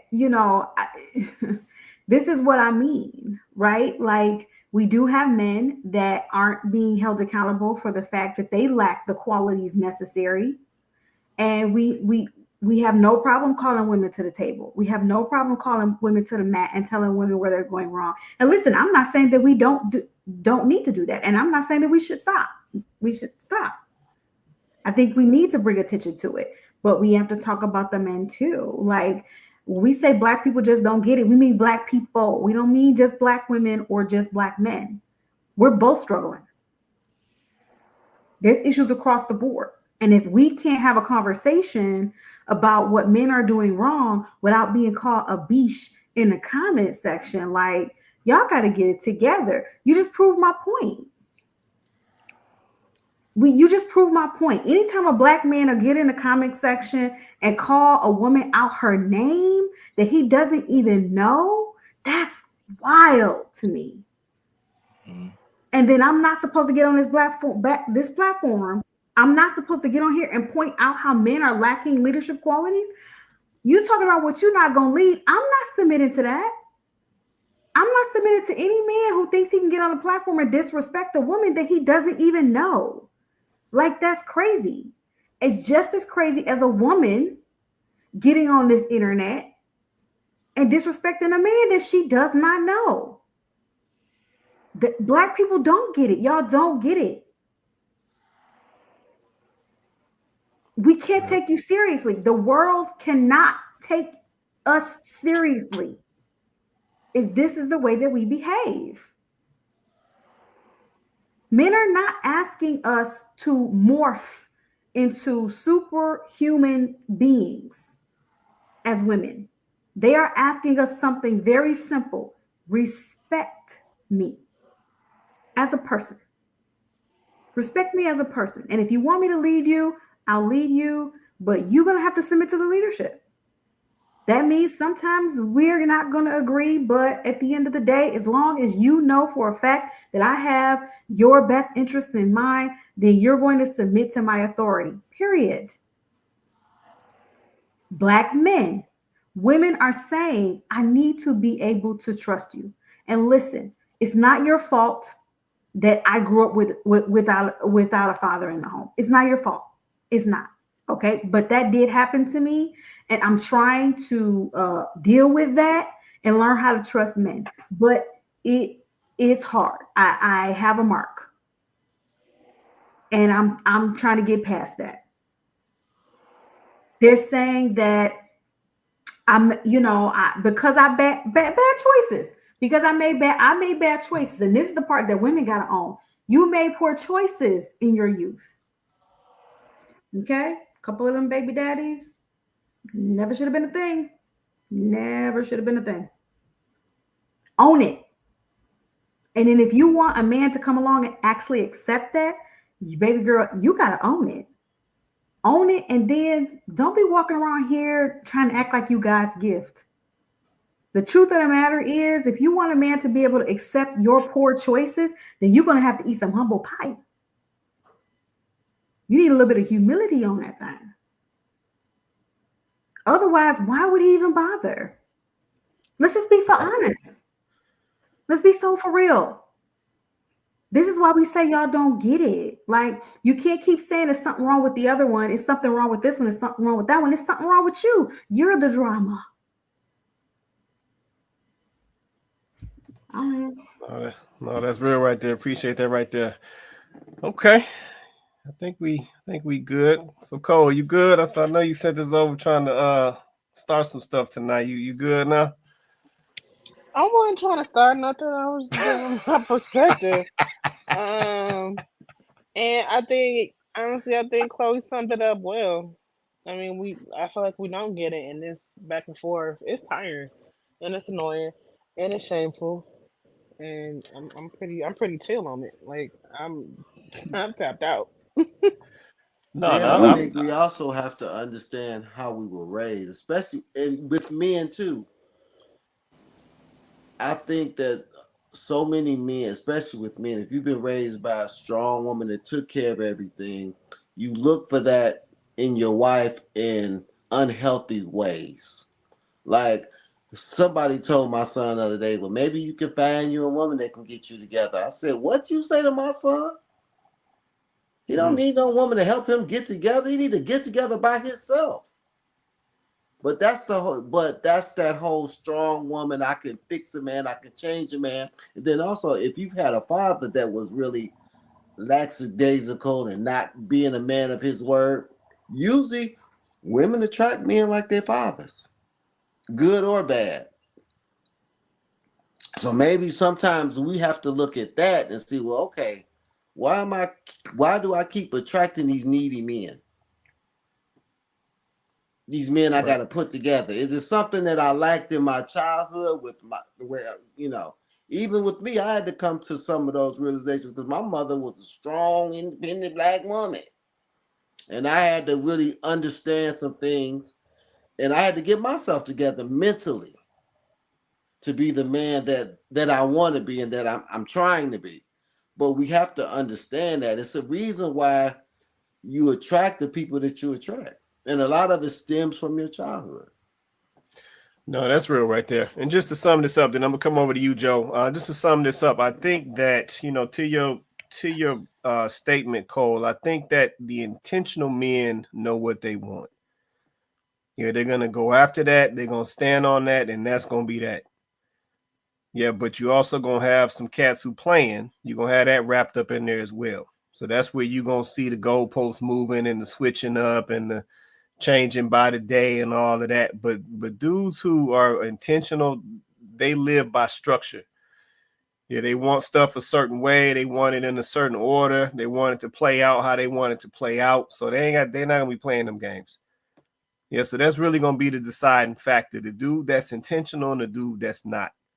Yeah, but that's where you're gonna see the wavering going on. Let me let Joe rock real quick, then we can go to this next one. Go ahead, Joe. Sounds like this video was basically the reverse of the first video, but except for men. Um, which that's fair.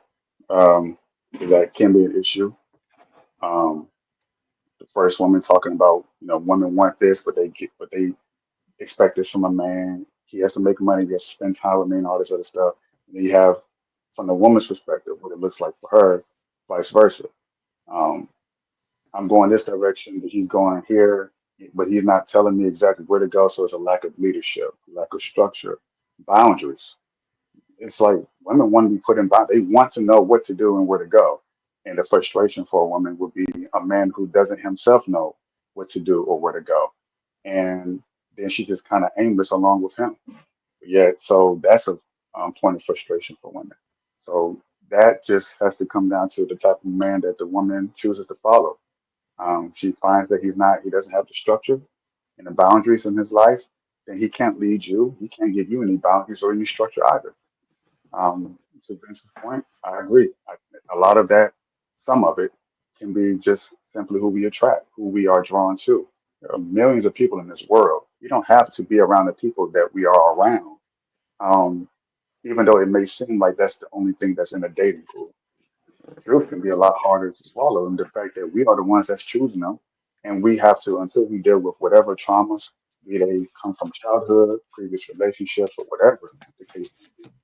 Um, we have to deal with that. And sometimes those people that we have in our lives that we don't like about that person, it can be something about them that's a reflection of us that we have to work with before we can move on to someone who has a much healthier mindset. But that means that we have to then become healthy ourselves in order to get with the person who is the equivalent of that. But until we deal with that, it's always going to be a loop, like a treadmill, a hamster wheel that we're going to circle around until we get it, until we overcome whatever traumas that we have, whatever issues that we may face. Right. Before we attract the healthy relationship that we idealize in our mind. I want this type of relationship, this fairy tale wedding or situation. But yet you still have some issues. What if you're bringing dirt into her home that she may not have? You're tracking that into, but yet you want that type of woman, but yet you're causing, so you have to clean your own feet first before you walk into someone else's house, their internal house, their spiritual house. And that's the way I think it has to be Yeah. done. No, that's real right there, man. I'm glad you put that like that. That made a lot of sense. Did you want to say something, Coco, before I go to this next one? Yeah, real quick. I just wanted to say, to Cole and anyone, any young woman who is in a position where she's in the dating pool and she's been in the dating pool for a while and she's getting frustrated, I would just literally say, perhaps the strategy. I don't believe in one of those women that's saying, God just gonna bring my man, he gonna drop him off on the doorstep. No, this is not what I'm saying. Okay, not what I'm saying. However, I will say this.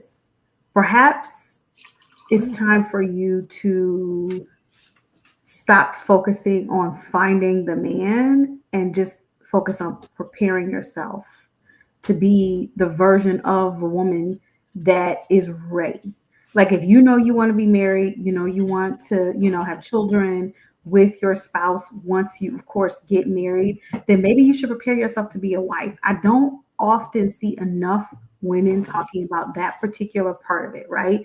They're talking about the man, finding the right man, and finding the man with the qualities that they want, and finding he having this and he having that, and how are we going to live and all of that. And I'm not saying that stuff isn't important, but what I'm saying is, are you prepared to be a wife? Because if you come across an intentional man, he's going to be looking for you to have those qualities. He's going to know how to spot them. You need to make sure you actually have them. Because what I think sometimes we don't understand is we could be saying, why do I keep running into this type of person? And this is for men and women. We could be saying, why do I keep running into this type of person? Maybe you are attracting the person that fits who you are right now today. And perhaps what you have to do is you have to prepare yourself to be the person that guy that you want or that girl that you want, to be the person that is attractive to that person, right? The guy that you want, be prepared to be, you know what I'm saying? Exactly. Yes, they should be intentionally. Exactly. Prepare yourself. Prepare yourself to be a wife. It takes time. You know what I'm saying? And listen, if you know there's some things about yourself that you need to change, quit saying, oh, I know I got to do this and I know I got to do that. Because if you're doing that, but you're not actually making those changes, that might be the reason why the kind of man or woman is not approaching you. Because they can see that you need to make those changes too. Right. So an intentional man, an intentional woman, they know what they're looking for. They know what they want. And they're not going to waste their time with something that isn't presenting to be that thing. So maybe spend some time stepping away from actively dating and spend that time on getting yourself properly ready so that person can spot you. Because see, you might be camouflaged right now because you're not looking like how you need to present. Yeah, listen, that's valid. I think, to your point though, Coco, I think a lot of folks don't understand what some of this stuff means. Let's say when they talk about he who finds a wife finds a good thing, like this lady is a wife before they're married. Like she's representing and moving as a wife with wife characteristics before they are married. So that's what it means when he finds this wife. Well, see, we want to step into that or show that after the fact. Yep, and that's usually when stuff goes wrong. Because see, if you already moving that way because that's just in you or that's just how you move and operate, that's the attraction. Yep, that's what people see.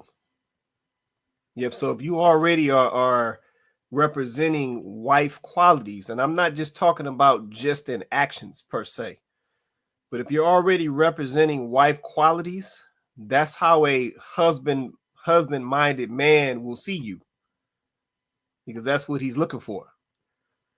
So yeah, we just got to remember these things. We should be in position before the action or before the being seen piece, if that makes sense. Yeah, it's not after. We're supposed to be doing this pre being selected. So yeah, we got to keep that in mind. I think that's a piece we're missing. All right, let me throw this other one up. And this really for the fellas right here. So let me throw this up real quick. I'm gonna have to try to mute this song out. take you to a place you ain't All right, I'm trying to mute the. Hold on, I'm trying to see if I can mute the music never out. been. Okay. All right. So this video for the fellas right here. So I don't know if y'all are big YouTube folks, but this young lady, they're calling her the lady in the yellow dress. So she is kind of going viral right now on YouTube. Her videos are starting to circulate. So as I understand it, she is some type of doctor. She was at some type of event. Somebody recorded this young lady out here getting her little Tamiya on, doing her little hustle or whatever. And yeah, like I said, she gaining some steam, right? So, you know what I'm saying? I went in the comments on one of these videos, and some of the guys, a lot of the, well, there ain't no some, a lot of the dudes. So it's a lot of guys in the comments. And they saying things like, man, this the natural woman we've been looking for. I've been seeing guys saying, man, she in shape. Man, she moved like a real woman. Man, she looks so feminine. Man, she looks so soft. Man, she's the epitome of class. Like, I've been seeing all these comments. I've been seeing ladies in the comments talking about, man, you know what I'm saying? This is how I'm trying to be. This is how women used to move. We don't move like this anymore. So I've been seeing that type of stuff. So this is my question. And this is really specifically to the men. To the fellas on the panel, to the fellas in the comments. Keep it a buck. What would you do for this lady? What could this lady get from you? What would you do for this lady? How would you treat this lady? Like, fellas are saying that this is the one. Like, this the lady right here. She classy. She ain't out here with no clothes on. She got herself in shape. You know what I'm saying? She ain't all over the place. She know how to move. She know how to do her thing. Like, how are we interacting with this lady? How are we treating this lady? Yeah, but if this is the lady that the fellas are saying that they've been looking for, what, like I said, what does this lady get from men today? Moving how she's moving and carrying herself a certain way. So I want to come to the panel. I'm just curious to see what y'all say. Who's that coming off? I can't see it. Is that JR? Yeah, I wouldn't cheat. Okay. Okay. You say you ain't cheating, huh? Did I lose? Oh, okay. He gonna leave it just like that. All right, so I'm covering everybody else because I just want to hear how would that go? B-Box, I saw you come off. Go ahead, man. Well, I think Donovan brought up a good point in the comments because I think depending on her age is going to depend on how I react, right? So if she's a certain age and she's still single, I'm going to look at her like, like red flags and alarm bells are going to come off. Like, you 35 and you still looking like that? I think she married. Yeah, oh, good. No, good. I'm just saying in general. But, like, yeah, if you run into any woman who fits, she's fit, feminine, friendly, you're going to do generally what it takes at the time, whatever you can do at the time. So, yeah, I mean, I'll say this. For black men, this is what we want. I don't maybe in general, right? Dress nice, not too revealing, but reveal some, right? Smiling, that's what we want. Natural hair, at least of some kind. Like, that's what we want, bro. We don't want BBLs. We don't want you looking like sexy red. We don't want none of that. And I don't know how many times men have to say that. To say, like, this is what we want. We don't want it, like, we just want you to be a normal but attractive person. That's all we want. Like, you could be a doctor. I don't care what you are. Like, just look like that. You could be working at McDonald's, but if you look like that, I'm down. So okay, go ahead, Vince. Who's I that think just came there's off? a fine line between sexy and raunchy. And I think that we've missed that line because there's money to be made in raunchy. That's why porn will never die. I mean, it is what it is. Men are visual. Men like big. We like certain stuff, but that's the old fashioned classy lady. The one that sits at church and has the cover over her knees. Right. I mean, she just classy. She's natural, but people want to do what sell. People want to do what's gonna get the clicks. Sexy Red is the number one selling artist, probably in the her Cardi B, all the fake booties and the nasty girls.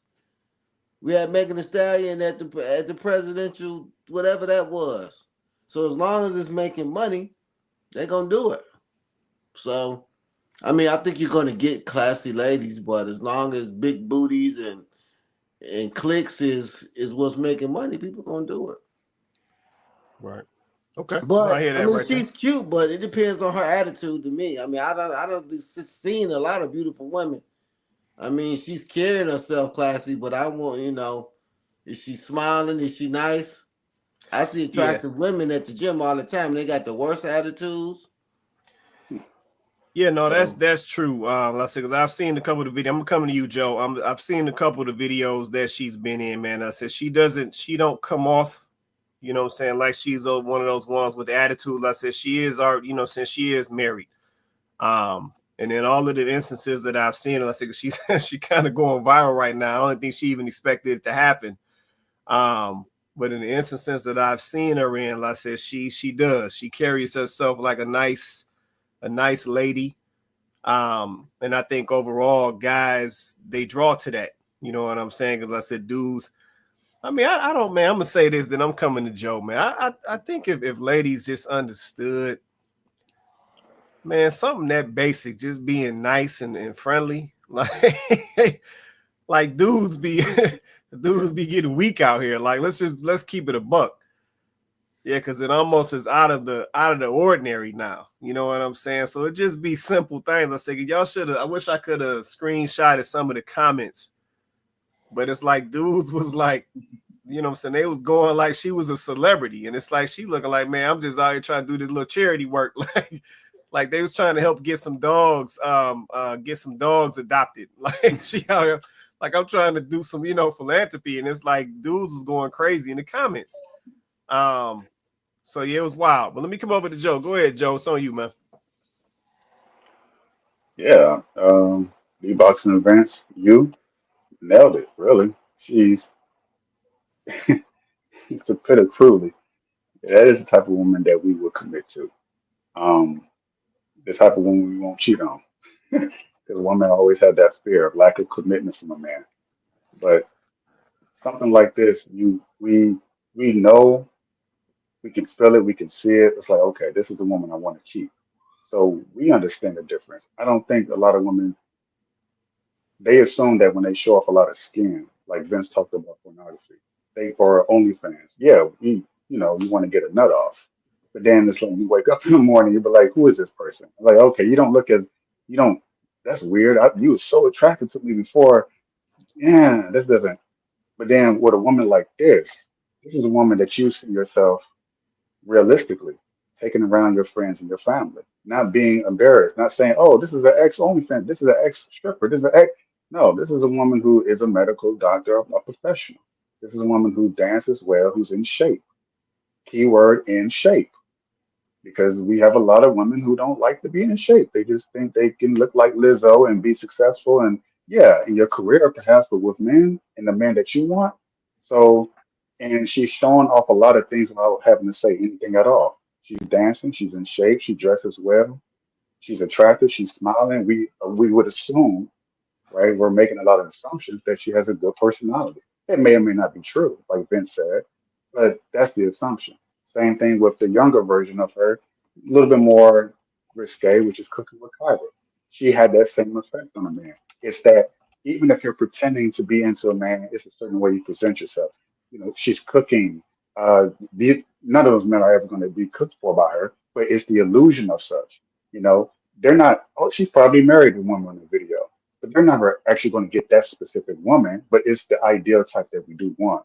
So I think I wish more women like her went viral as much as the Cardi B's and all these other terrible examples, the OnlyFans models, the bad, all those people. But if we had more of a model for women to look up to, who like the old school female singers, Tamia, TLC, like Janet Jackson, if they looked up to those women as the type of women to model themselves after, then then they would have a good idea of the type of man, the type of woman that we as men want to marry, not just have a night in the hay and then call it a day. Leave it at that. Okay. All right. Now I appreciate that right there. Coco, I know you wanted to say anything and all. You good? I mean, I want to make sure all the men spoke first because you did ask the men. I just have a observation I was gonna say, but I want to make sure the men have answered the question. Yeah, I think that was everybody. Go ahead.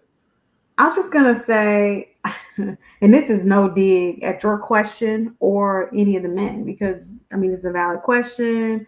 It's a talking point, like video case study is cool, but it just goes to show where we are as a society that we are now taking videos like this and people, in this case, it was a woman that we don't know that well. And these are becoming our goals, hashtag goals. Like, we don't really know anything about this woman, what her personality is like. If she, like, B-Boxer was the only one that had any type of hesitation. Like, oh, well, wait, is she, it depends on her age. Like, because if she's a certain age, like, he kind of had, enough hesitancy to say, well, wait, let me get some more information first before I make a judgment call. But unfortunately, that's not happening on social media. Like, we're seeing videos of people that look like they have it together. And as long as they look like they have it together, they become our hashtag goals. They're the pinnacle. In this case, it's just a case study, right? I get it. But I'm also using it as a case study. This is how we behave now. Like, we see women that look like they have it together, and other women are falling at their feet like, oh, yeah, I want to be like her. Men are seeing women and saying, yep, she's the prototype. Women are seeing men and they're saying, oh, he looked like he got it so together. He's so together because he wearing a suit and he was clean and he's saying the right thing, right? And so they're like, that's the man, that's the guy. May this love find me. And you're like, you don't even, nothing. That dude, low key, he brought that suit. Like, you don't even own that. Like, so it's just, unfortunately, this is what our lives have become. And I think that's part of the problem. The topic is Black people just don't get it. And this, to me, is just another example of that. We don't get it. Like, in this case, it's a case study, and I get that. But I'm making a point. Like, we don't get it. This is now our lives. We are fashioning ourselves, our success, our failures, everything. We're measuring them off of what we're seeing projected to us online in a lot of cases. Not everybody, but a lot of us do it, right? Some of us without even realizing we're doing it. We're comparing our lives to other people. We're rating ourselves off of other people. We're picking what we think is the pinnacle or the level or the goals based off of what people are just showing us, right? Like, and I just think that's, that's just another case study. Like, should we look at her and say, man, I agree. Like, she was dressed classy. She wasn't twerking. It's a classy two-step, a hustle that she was doing. She didn't appear like she was fake. Like, she appeared like she had a natural body. And those are all wonderful things, right? But it's interesting because there are other women that are walking around that also have natural bodies, that also, when they put on clothes, they don't look like Sexy Red. They know how to put on a sensible outfit. They know how to wear sensible hair. It's not all different kinds of colors. It's not hanging all the way down to their butt. There are other women that are like that, right? But they're in real life. They're outside. You have to go out and touch grass in order to see them and meet them. And unfortunately, because we don't live enough of our lives in real life, we see women like this on the internet, and then they become the prototype. And then this is what goes back to what I was saying last week. Like, we have to kind of be a little bit careful that we don't fall into this thing where we don't realize that the situation is not what we think it is, but because that's what is being shown to us over and over again, because it's on our FYPs, because the algorithm is feeding us that, then we think that that's reality when it's not. It's not. Like, it's just interesting. I thought she looked great. I thought she looked really good. But the funny part about it is, somebody will see her out on the street and it'll be like, she look old. Why she wearing that? Just saying. But on the internet, though, she the prototype. Can I push back on that? Go ahead, B-Boss. Can I push back? Yeah, I think this is kind of an extension of what happened last week. Like, I'm not trying to speak for all the men on the panel, all the men on this, but listen, a woman like that is rare. I'm sorry.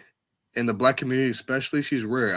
I agree, like, men should go outside, but a lot of men do go outside. We're not seeing women like that. We're just not. What we typically see as Black men. Let's be honest. You know that statue that's in New York City in Manhattan of that Black woman? Yo, Vince, you saw? Yeah, Vince, you saw? Also, Liberty? The Statue of Liberty? Not the Statue of Liberty. The he's talking about the woman statue. Hey. Let's be honest. Let's be honest. That's what we see. So even if the woman's natural, she's got her own hair, if she looked like that, bruh, like, listen, we want a woman who's fit. Kevin Simmons was straight about that. Like, if you're not fit, like, obviously your age and all that matters. We want you with your own hair in general. We want you smiling in general. All that. Like, we don't typically see that with melanated women. I'm sorry, we just don't. And we got to be honest about that. I'm sorry, we really do. Like, I mean, I'm not going to go in the stats because I'm going to piss Coco off. But, like, we just got we just got to be honest with that. Like, you ain't gonna piss me off.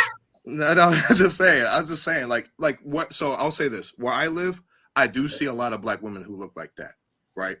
I live in the DMV, right? So you're gonna have South California, you're gonna see a decent amount of women, Black, white, whatever, who are gonna look a certain way. Miami, but typically, nah, bro, you're not seeing that, and that's why Black men on that comment section with cuckoo for Cocoa Puffs, because you don't see it. And they didn't ask questions. Now, I ask questions because I'm just that guy. I'm like, hey, I want to make sure that my eyes aren't deceiving me. This isn't a mirage that I walk up and then I get my head chopped off. That ain't finna happen to me. So that's me. But in general, a lot of Black men that's what they want. A lot of Black men are fiending for that. And I don't know, man. Like I'm not being cold. I'm not trying to be cold, Mr. Vince. I'm just saying that that's what the average Black woman looks like. And a lot of Black men are saying, no, thank you. No. But see, I think, so let's mine this out, right? Let's mine this out. I do agree with you. I can't even dispute it that we do have a I don't know if I should say this word, but I'm gonna say it because I can't think of anything else and it feels right. But we do have an epidemic of obesity in our community. It's very real. It is a real problem. So I can't ignore it like it's not a thing. And I can't make it not a thing. But there is different levels of fitness. Not everyone who's fit looks like that woman in the video. I agree. Her body looked great. I can't even say nothing bad about it. But every woman's level of fitness is not going to be exactly hers. Right? So while I agree that the statue is not the goal at all, I can also say that I'm not going to make her body my goal. And I don't think that any woman should make her body their goal, right? Because her fitness for you might look a little different than what her body looks like, right? So this might be some of what Cole was saying when she said the goalpost moving, right? Exactly. Let's try to take off the defenses and just kind of mind it out a little bit. Is there some truth somewhere in there that at some point women are feeling a little bit like, and men can maybe say this on their end with different things too, but we're talking about women right now. Is there potentially some validity to the fact that men can be moving the goalposts a little bit? Because you'll say you want a fit woman. Okay, that's fair, right? But there are different levels of fit. So if you take a woman like the woman in the yellow dress who looked beautiful and her body was nice, and then you say that's a prototype, right? Then another woman who is trying to work on getting fit might feel like, I'm not gonna look like that though. That's not my body. I'm not, that's not my level of, like, I'm getting fit. Don't get me wrong, I'm working out, I'm changing my eating habits, but I'm not gonna look like that, right? Like, I think that is there some validity to, can that be interpreted by the opposite sex as, you moved the goalpost, you said you wanted a fit woman, I'm trying to get fit, but I can't look like that. I'm not gonna look like that. Can I say Right? something right quick? Like, I'm just asking the men to consider that perspective. Could But there I- be some validity there? But I don't even think it's that, Coco. I think if she was maybe 20 pounds heavier, I just think it's the way she presented herself as a woman. Even if she was a little thicker, even if her hair was short. But that's Because not let what me y'all finish. said. I hear you. Let me finish, But- Coco. Let me finish. Because Yeah, in let him our get it out. culture now, the black woman is portrayed as so masculine, so harsh, so even if you're pretty, like a Jasmine Crockett. I don't know if y'all know who Jasmine Crockett is. Yeah. She doesn't give you, then they'll say, well, oh, she has to be masculine to be in her position. No, she doesn't. We men are starving for femininity. They're not starving for a dress size 4. Speak for yourself, Vince. Okay, well, Man, a little fluff, a little because wibble if wobble. you're dressed size, they like her because she moves. It's like, I hate to say like Angela Bassett, because we have to use famous people because everybody knows them. Tamia. Tamia is not necessarily a 3 or a 4, but she exudes femininity. Not. She's very nice. And she's she's always fit. smiling. I met her, but she's very nice. She's fit. Very engaging. So it's not necessarily they want, the 4 big box. It's more of just the femininity. Now it's just all about sex and nasty and smacky booty and big booties and booty, and that has become our culture. So men are saying we don't want that anymore. We want femininity. We want soft. We want classy. We want ladies. We don't want hoes. Even though hoes is winning. Hoes is winning. They're not winning. And if they want to win, they're not winning. Their hoes is winning. Hoes is on a they're on a squad. They're not winning. Hoes is winning. These brash ass women, these Jasmine Crockett's, the chick from Howard County, the new president of Florida A&M, these masculine brash women is winning. You just don't like Jasmine Crockett because she's a Democrat, bro. Just say that. I like Jasmine Crockett because she's fake. Man. Even the great Kamala Harris. You gotta She wasn't even feminine. She's an attractive lady. They had her in 2 big pantsuits. Because they wanted her to look like Barack Obama. No, that's real, man. Y'all about to pop it off. Let me we get some femininity. That's what we want. We want femininity. Was Cole trying to get in on this? Cole, you trying to say something? I was. So my question is respectfully, so y'all mentioned these specific examples and y'all starting for femininity, but do y'all understand like what certain traits from the man requires to help with that? Like maybe it's not just all her. Like you think she's bringing all of that by herself? It takes Cole. A woman's feminine or she's not. A man, what if a man went up to a woman and said, "Hey, you don't bring out my masculinity, so I'm gonna be feminine today until you bring that out to me, bring it out of me." Would you take that? We'd be like, "Hey, I don't want to pay any I bills think maybe she's until not you." feminine towards certain people, towards certain men. No, she's feminine to that white boss. Oh, She's feminine to that I'm not white gonna boss. bring that. I'm not gonna go there because that's. She's I'm not feminine going to there. she's feminine to some I ain't other going groups of there. people. I'm not So why going can't she be feminine to the man she wants? maybe. Yeah, I agree. I agree with that, Vince. It's true. That's Maybe. not. If So any if woman she that's good in that if, masculine role, he don't care how she act.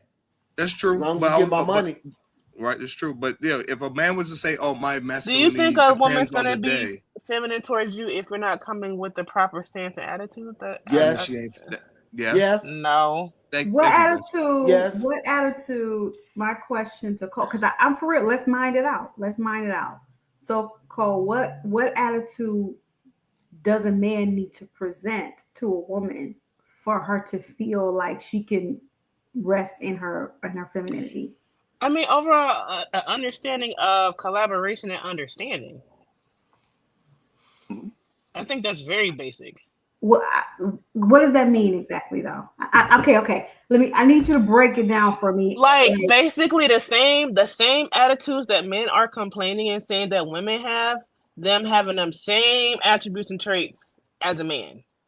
So do you think a female is going to be nice and respectable if you're coming with those same traits that you're saying that you don't like from a woman? What traits, like like aggression, or like? Yes, all just in general, the Men same are ones that aggressive. Because men are. Wait a minute. A feminine woman What are we talking won't about? get aggression from a masculine man, because a masculine man will respect her femininity But on any level. but in the same sentence, y'all just said, okay, the girl gonna be feminine no matter what. So which one is it? No, that's not what I said. I said women who. No, I said women who we want are all women who are feminine are always feminine. If you're not a feminine woman, if it goes off and on, you are not a feminine woman like that. It's like I don't know how to explain it. Like men don't men don't say, "Hey, I might protect you one day, I might not protect you the next." That's not a conversation men have. It's an insane conversation that a lot of women have. With I don't get it. Like I kind of understand what you're saying, Cole, because like there are men who ain't ish, and you get mad about that. But I, as a masculine man, I don't turn it off, even if the woman beside me isn't feminine. That doesn't work. It don't work like that. I don't know. Maybe it's different for other men, but it don't work like that.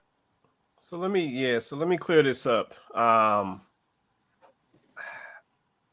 think the problem is we have made characteristics, we've made them transactional. Yeah, but characteristics are not supposed to be transactional. So as a woman, femininity is supposed to be a part of your natural makeup.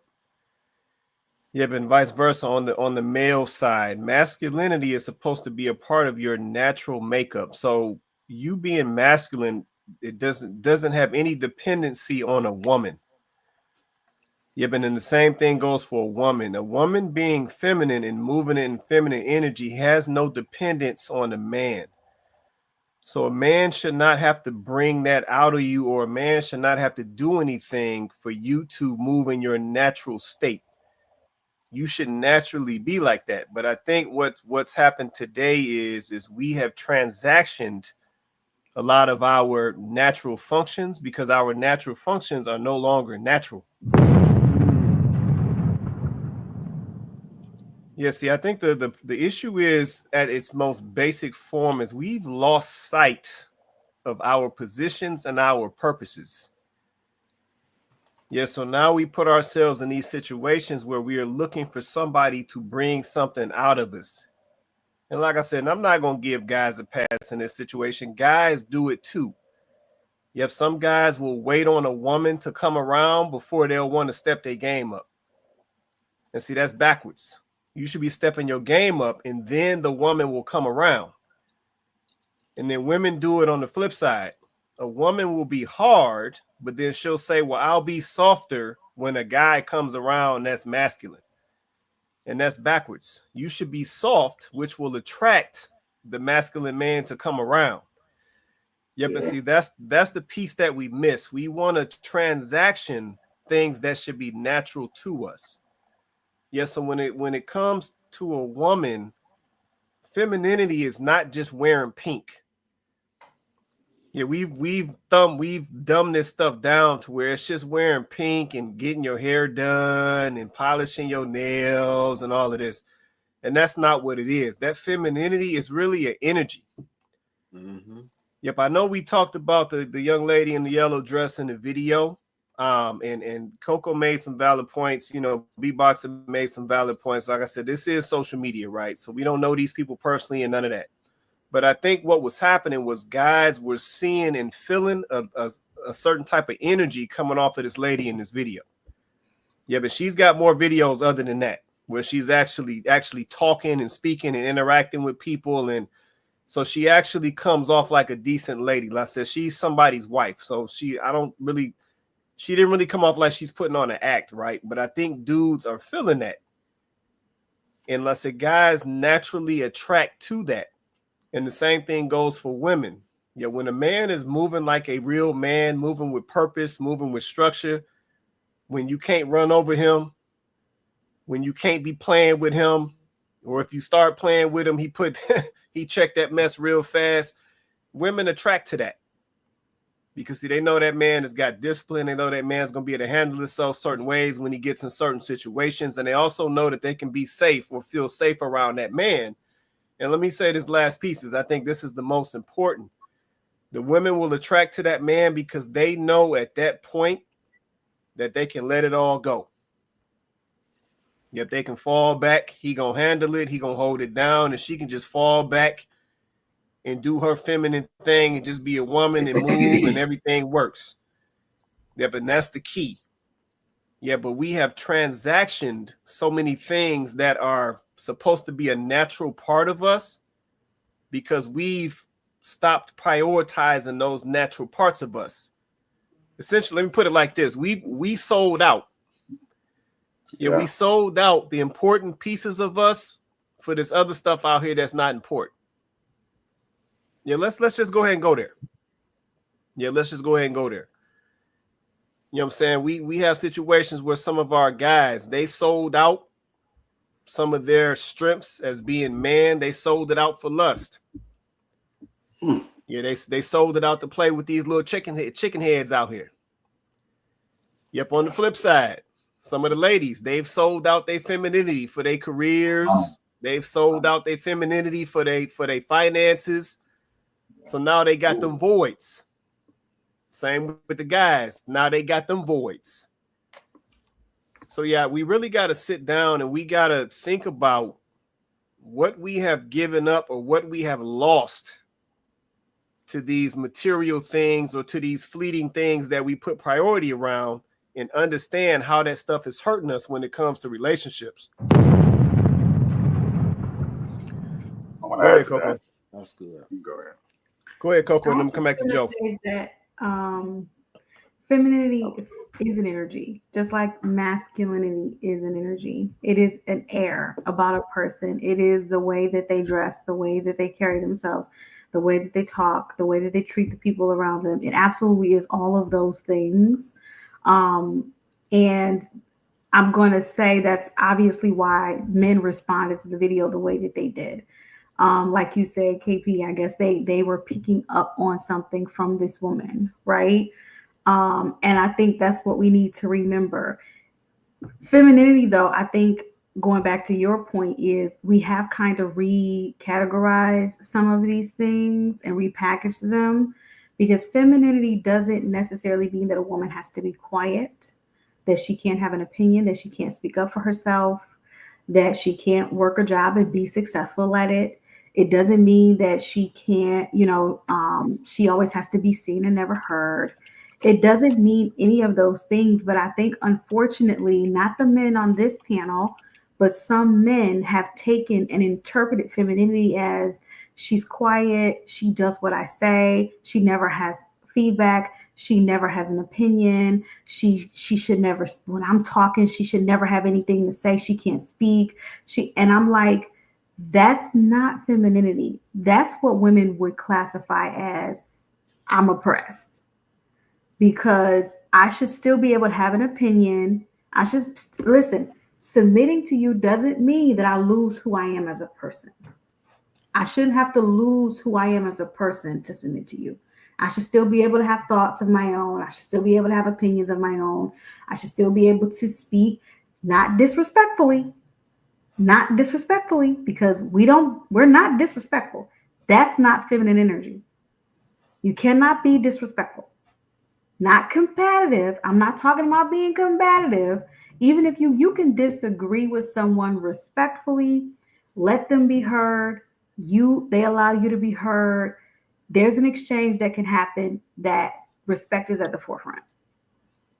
That's how you prove that you're feminine, even though you have an opinion, even though you have your own mind and your own thoughts, right? And I think unfortunately, some of these platforms that I was talking about, they don't allow room for that. They're very, very aggressive and boisterous about how women are supposed to act. And I think that's where it's going left, right? That's what will have somebody calling a woman out just because she's speaking. Like the truth is, some of y'all don't even want, the minute a woman starts talking, all you hear is wah, wah, wah, wah, wah, wah. That's all y'all hear because you don't even want to hear a woman speak. You don't even want to hear what she has to say. But how in the world are you a man that can lead when you're not even willing to listen, to understand? How can you make a good judgment call or lead us through a situation if you have no concern for the thoughts of the people that you're leading? None at all. That is not someone who cultivates good leadership. And I think that the frustration for women is for those men, not all men, but for those men that are acting like that and feeling like that, just like I was talking about the loud, wrong women, those loud, wrong men, unfortunately, I think women, they're seeing those men with those platforms and those microphones and making those videos, and now they think that's all men. They think that's all men. All men are, men are this, men are that, men are this, men are that. And that's just not the case. Just like it's not all women are this, all women are that. But I will say this, ladies, I fought for y'all last week. I fought for y'all real hard. I fought real hard. I got called out my name and everything. And then I get on TikTok. This is the personal vent. I'm sorry, y'all. Give me this 1 second. Then I get on TikTok the very next day and I'm like, I'm going to prove these fellas wrong. I'm getting on this. I'm getting on here. And next show, we're going to talk about these men. And I told these men, and I got my fingers going and I'm on TikTok. And every single video I came across, guess what was going on? It was women talking ish about men. Every single one. I was like, I can't find a video of a balanced, stable, respectful woman trying to have a discourse or saying, hey, ladies, this, or saying, guys, in a respectful, mature way. And I was looking for it. And I know there are some, I know there are some out there, okay? But it did strike me that when I went specifically looking for that, I couldn't find it. And then I had to say, this is why men have the opinion that they have. This is why. Now, obviously, I know that there are women out there with platforms and they're clean and they're objective and they are not disrespectful and we know that. But it's just unfortunate that when I went specifically looking for that, it was hard to find. And I just think that tells a story, right? It's too much of that out there. It's too much of it. And so I think, ladies, I think that, I don't know. This is why I say, y'all, sometimes it really does help to get some perspective and go outside and touch grass. The reason why I said it is because,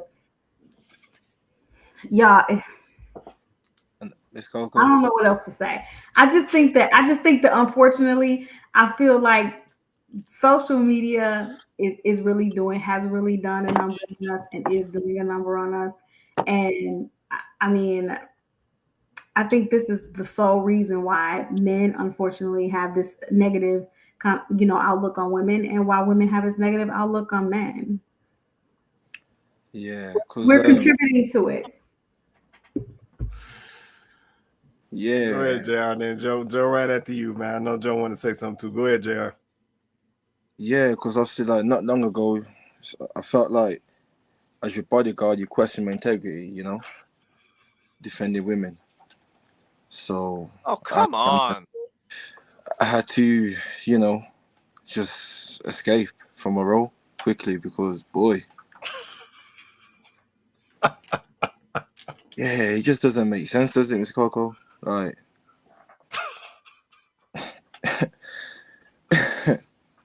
no, I leave it at that. I leave it at that. Boy, ain't no way, boy. All right, man. Let me let Joe. Joe, man, go ahead, man. You the last comment. Then we taking the closing, man. I wanted to briefly address some of Chloe's earlier points um, about us judging a book by its cover, fitness. When it comes to judging people by the cover, right, the appearances of things, that's just the way we're wired. All of us are like that. We can't help it. Um, we're just wired that way. It's a lot harder not to do it. So, of course, we project a lot of things onto her, qualities that may or may not even be true. Oh, she's a good person. She's this and that. Just look at her. Just look at her. Now we know logically that makes no sense, but for whatever reason, emotionally, biologically, we're just designed that way. So, but it's important though, because we all know that a lot of us won't pick up a lot of books unless it had a good title to it or has a good face to it. You just hope that when you open up to read it, that it's a damn good book to follow. And if it's not, it's disappointing. It's like, damn. But are we going to pick up a book that doesn't have a good cover to it, that may have the best reading that you ever could have read in your life? Probably not. It's like a movie trailer. That's what gets into the movie theaters. You just hope it's a good movie when you follow behind it.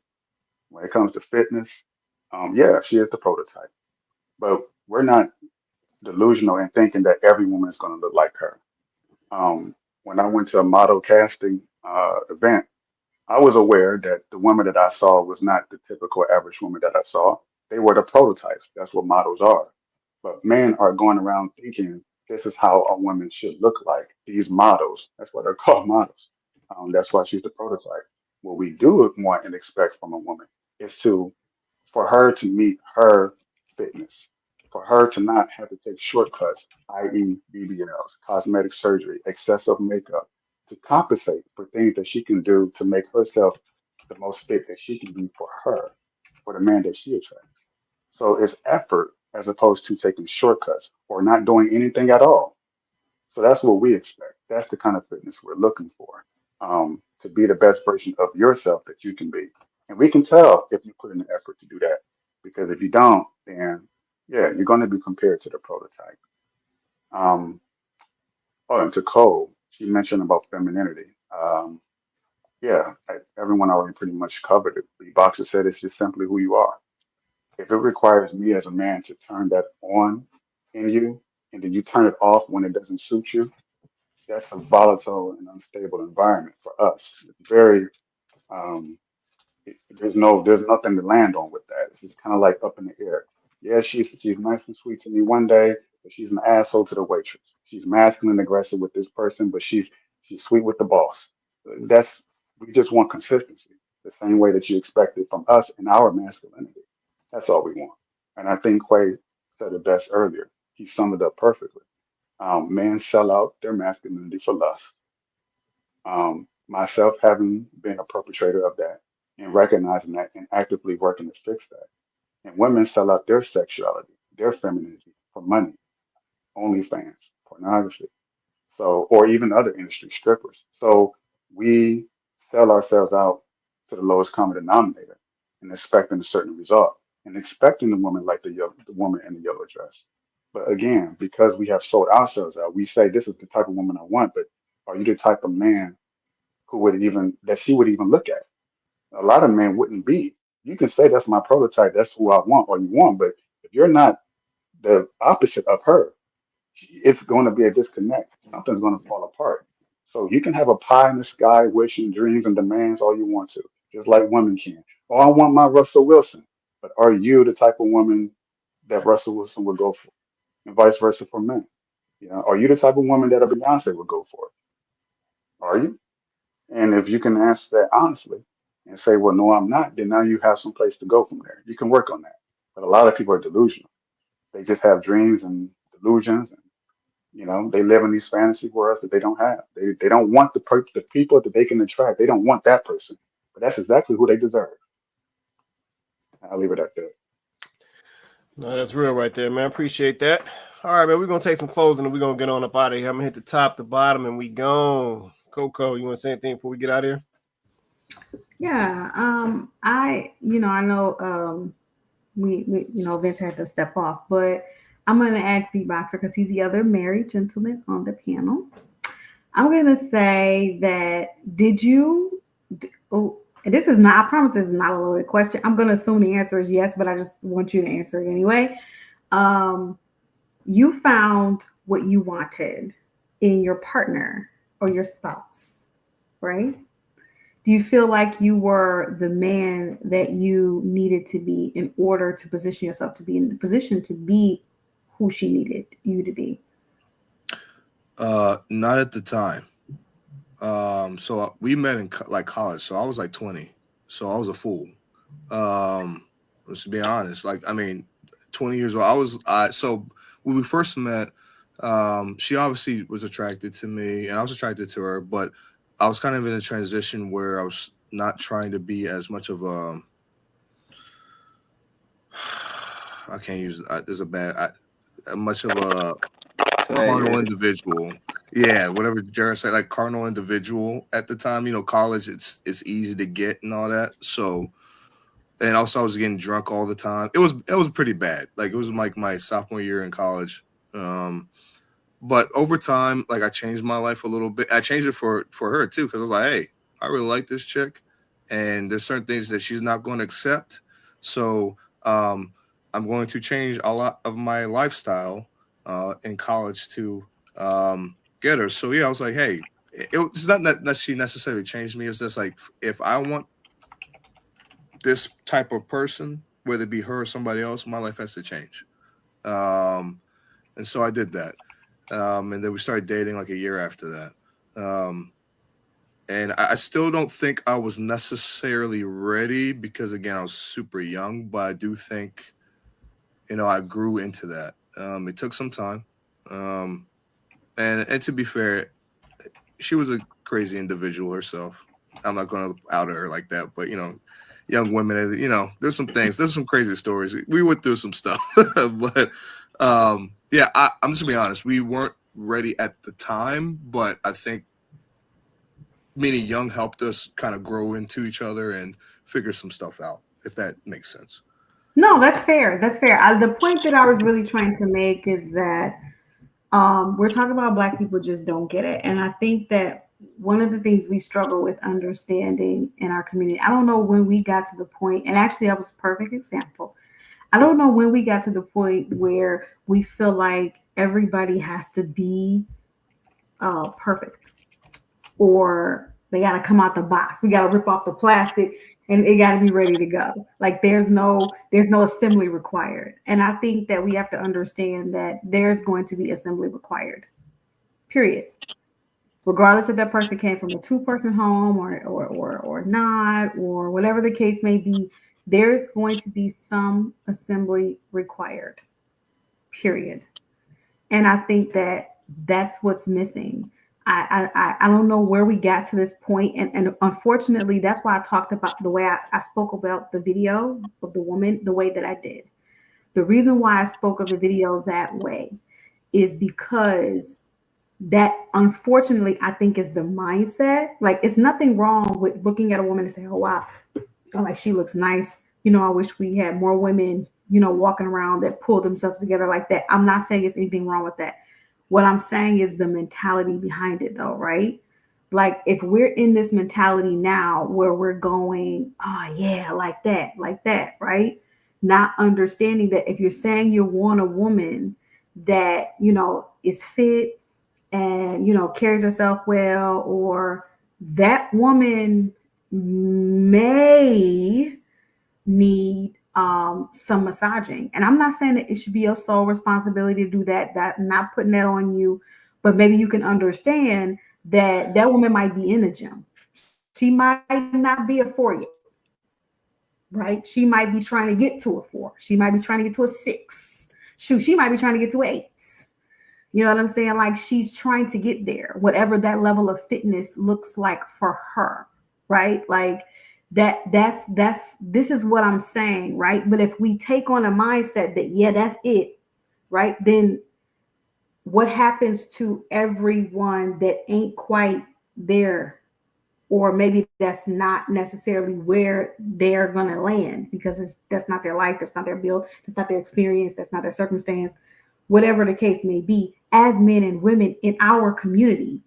I feel like we don't understand that. I feel like, I hate to compare, but we are talking about Black people. I feel like there are other communities that just understand that better. They get it. They get it that, sometimes it has to be about more than just that one thing that we want.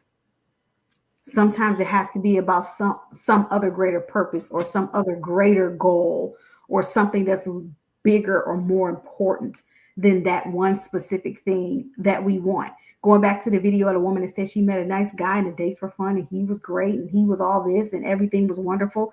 But it's like, what was that thing? There was something that she was needing from him or wanting from him that she decided to prioritize over all of the wonderful things about this man that she personally said he had going on. And I just think that's how we just don't get it. We're missing it. And I think more of us could actually be together if we weren't missing it. And that's my point. Like, ladies, you're saying you're looking for a specific type of guy. Do a checks and balances. Are you sure that you are presenting yourself as someone who would be desirable to what you say or who you say you want? Right? Like, where's the checks and balances? You don't get it. Like, you don't get to just show up. However, listen, that's church. When you show up as you are, come as you are. That's church. God will accept you like that. That man don't want that. He don't want it. He don't want it. I mean, it could also be just the God case. has the ability to see the difference between that man and God is God has the ability to transform you from the inside out. That man cannot do that because you're not going to allow it. So you're going to have to show up as the best. I didn't say perfect. I said the best version of yourself that you can achieve, because like I said, there's going to be some assembly required. And I think that if Black people can understand that, maybe we could start to actually heal our relationships and build better relationships. And I think this is one area we can improve, but I think that's a big thing that we have to learn and get past. Right. Okay. I appreciate that closeout. B-Box, it's on you, man. Yeah, before I begin, Mr. Price, what you trying to smoke after this? I saw you with a cigar. What was that? That's a boulevard. It's a boulevard, man. We ain't advertising for free over here, man. I saw it. I like to smoke too. I like a triple Maduro Camacho cigar, so that's my favorite. I'm not trying to advertise. I'm just saying that's what I like. So I know about the triple Maduro, man. That's for the heavy hitters. Yeah, I love it. So to Kogo's point, I will say I was being a little facetious about the size 4. Okay, I know that every woman has a different body type and all that, but like being in shape is a big deal. Right, just for men, like it's like something like men talk about all the time.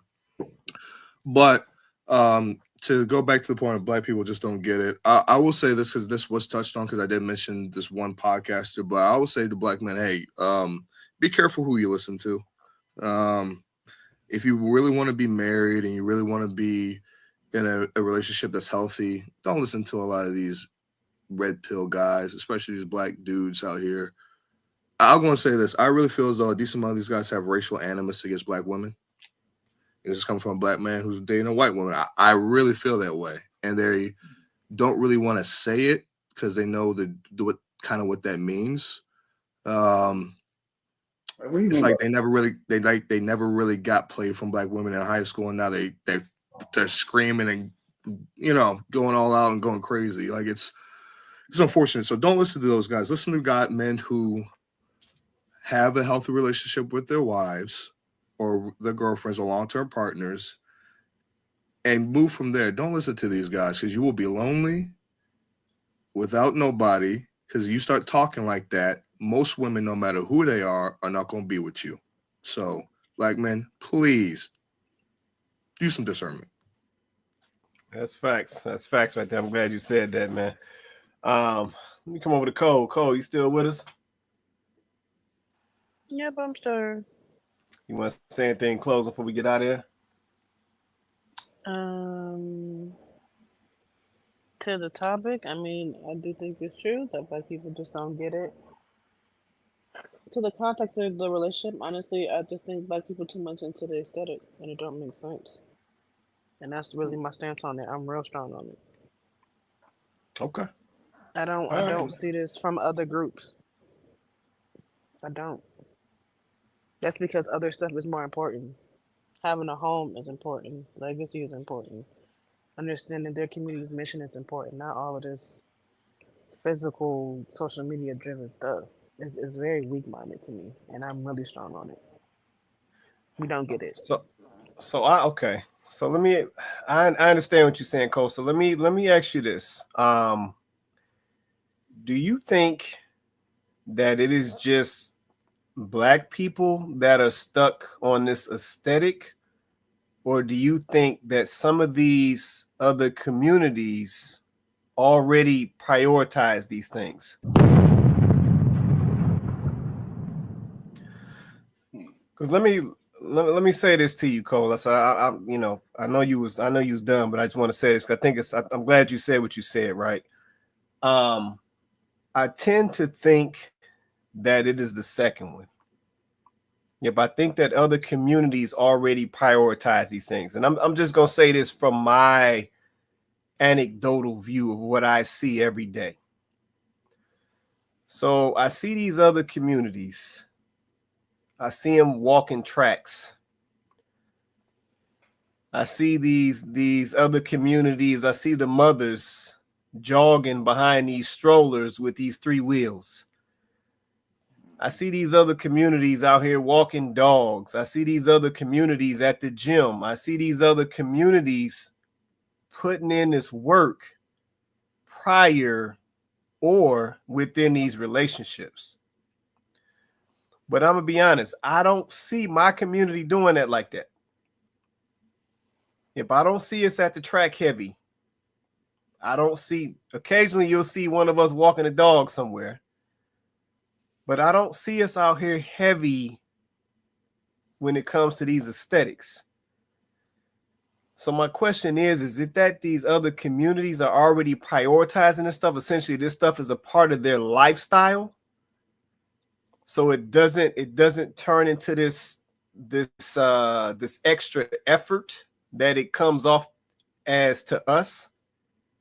Because essentially we don't prioritize these things on a normal basis. So just on the real, like, do you think that that's what it is? Is it that we are just so stuck on this aesthetic, or black men are just stuck on this aesthetic, or is it that because some of these other communities already prioritize these things as a way of life? Yep, and we don't as much. So I'm only okay. I'm only going to give my perspective because that's what I have to go on. I'm not paying attention to other communities because it doesn't concern me. Whatever their lifestyle is or how they do things, like, it's not something I'm really paying attention to. So, I mean, I can't personally really say it's like an aesthetic or not. But what I'm going by and what I see in my community is that certain things that were not a usual conversation before or a usual concern or a desire is now like top priority, where it's like, okay, I'm dismissing people if they don't have these things, when that really wasn't the case before. So that's how I see it or label it as an aesthetic, because it wasn't something that was normalized or discussed before, and now all of a sudden that's the only thing that's discussed. Okay. Okay. I think that's I got you. probably it, though. I think it's because we're talking about it more. I don't think that men ever felt differently about wanting fit women, wanting women who are nice and kind and friendly. And I don't think that they never not wanted that. I think that they're now being building platforms and being given platforms and being given opportunities to talk about it more. And I think that's part of it. I think that before, men would just quietly go on about their way and not say anything. And I think now, with this whole red pill and the whole platforms and all of that, I think now I agree with you that men are talking about it more. I think it's coming up in conversation more, but I don't think it's a new phenomenon that men want fit women. Like if we pay attention to the music and how it is, don't get me wrong, they talked about big butts or whatever, but they also talked about, she had a slim waist. Yeah. They usually followed that big butt. So even though that might be unrealistic, but at the same time, they always talked about how they wanted a woman to look. So I think that that's not new. I just think that we're dealing with it now because men are speaking up more about these things. So it does feel like it came out of nowhere, but I don't think that that's true, that it came out of nowhere. And I think that I agree with you. We shouldn't hyperfixate on what other communities are doing. But if we're going to bring them up in conversation as a comparison, and we're going to say stuff like we see other communities and they don't seem to care about it, then we have to stand on business with that. If we're going to say we see other communities and they don't seem to care about aesthetics as much, then is it that they don't care about aesthetics because they're prioritizing other things? I do think as a Black community, we do prioritize things that are superficial in certain ways, and that we don't get certain things that I feel like other communities, they just get it, right? But I agree with Quay. I look around. I'm a Black woman. I was supposed to be the one represented by that statue. Me. That statue does not represent me, right? But this is how the world sees and interprets Black women, right? And when I look around my anecdotal experience, our community, we do not prioritize our health the way that we should. We do not prioritize our fitness the way that we should. We don't do that. So we can't get upset when it's being called out. I think that if anything, we need to clue in and we need to do something about it. It's not just women. There are men that are, unfit and unwell and sickly and everything else. Like, this is a problem not just for Black women. It's a problem for Black men as well. And I think this is another thing, Black people, we just don't get it. We don't understand that it needs to be lifestyle changes. It needs to be lifestyle changes. And some other communities, they just always been careful about what they eat. They've always prioritized getting outside. They like going for bike rides. They like jogging. They like walking the track. They like walking their dog for 3 miles. Like, this is just something they do every day just because they like it. For us, it's a chore. Another reason why we just don't get it. Okay. Remember, that is. and let me say one more thing. Let me jump in real quick. Remember, Cole, ahead, I know you said that you yourself don't care about what other groups of people do, but let me tell you, Black men are looking. We're comparing all the time. So if we see, especially some of us who are not afraid to date outside of race, we see Becky and all these other women hitting the gym, looking a certain way. And again, a lot, like Mr. Price said, everybody else does look at this at the aesthetic. I'm finna look at that aesthetic too. So I don't know. I mean, I'm not trying I to mean, blow up the that's conversation. I'm just saying. no. I mean, I guess it's fine. I am very fine with my perspective and it being unique. But like, I mean, I have no problem saying that maybe I just don't align with Black culture. Or maybe I'm just too average. It's just certain things I just don't. I don't see why it's just hyper focused. Like I understand eating healthy. I understand, looking a certain way, looking feminine. But I just think either it could be just Black culture, or there's a certain culture overall where it's just like this group that's just hyper focused on certain things that I just do not align with, and I'm totally okay with that. I'm But the totally focus fine with here it. is important. When you think about health, as men, we want to feel a level of pride. We want to show you off to our Okay, friends. that's again, which is why I said I'm fine if I don't align with certain things. I'm okay with that. I'm okay with that because my priorities or my priorities might be different. I'm good with that. Not a different in priorities. Is that if the appearance and the woman isn't taking care of her appearance, it's easy to say, well, what about all these other qualities about a woman, which we do appreciate, we love the femininity, we talked about all that, but we can't ignore the cover of the book. If the cover of the book is torn and And shattered, but that's the fine if you just beauty, want to look at the cover of a book because that's what you want to focus on and focus 90% of your time. Then, like I said, then I know based off of that, then I'm just not that person that's for that majority. I'm okay with it. I think differently, and I'm like I said, I'm fine with it. Hey, Cole, I think certain things are hyper focused that I don't align with, and I'm cool with it. can I ask a question, Cole? Is that okay? If I'm overstepping my boundaries, tell me to not. You're not gonna answer the question. But has somebody told you that? Is that something? Is that a theme that Black men have been saying to you? No, Or men in general? that just seems to be the narrative on a daily, and I just think it's exhausting. I just think it's exhausting. was a reflection of your character, right?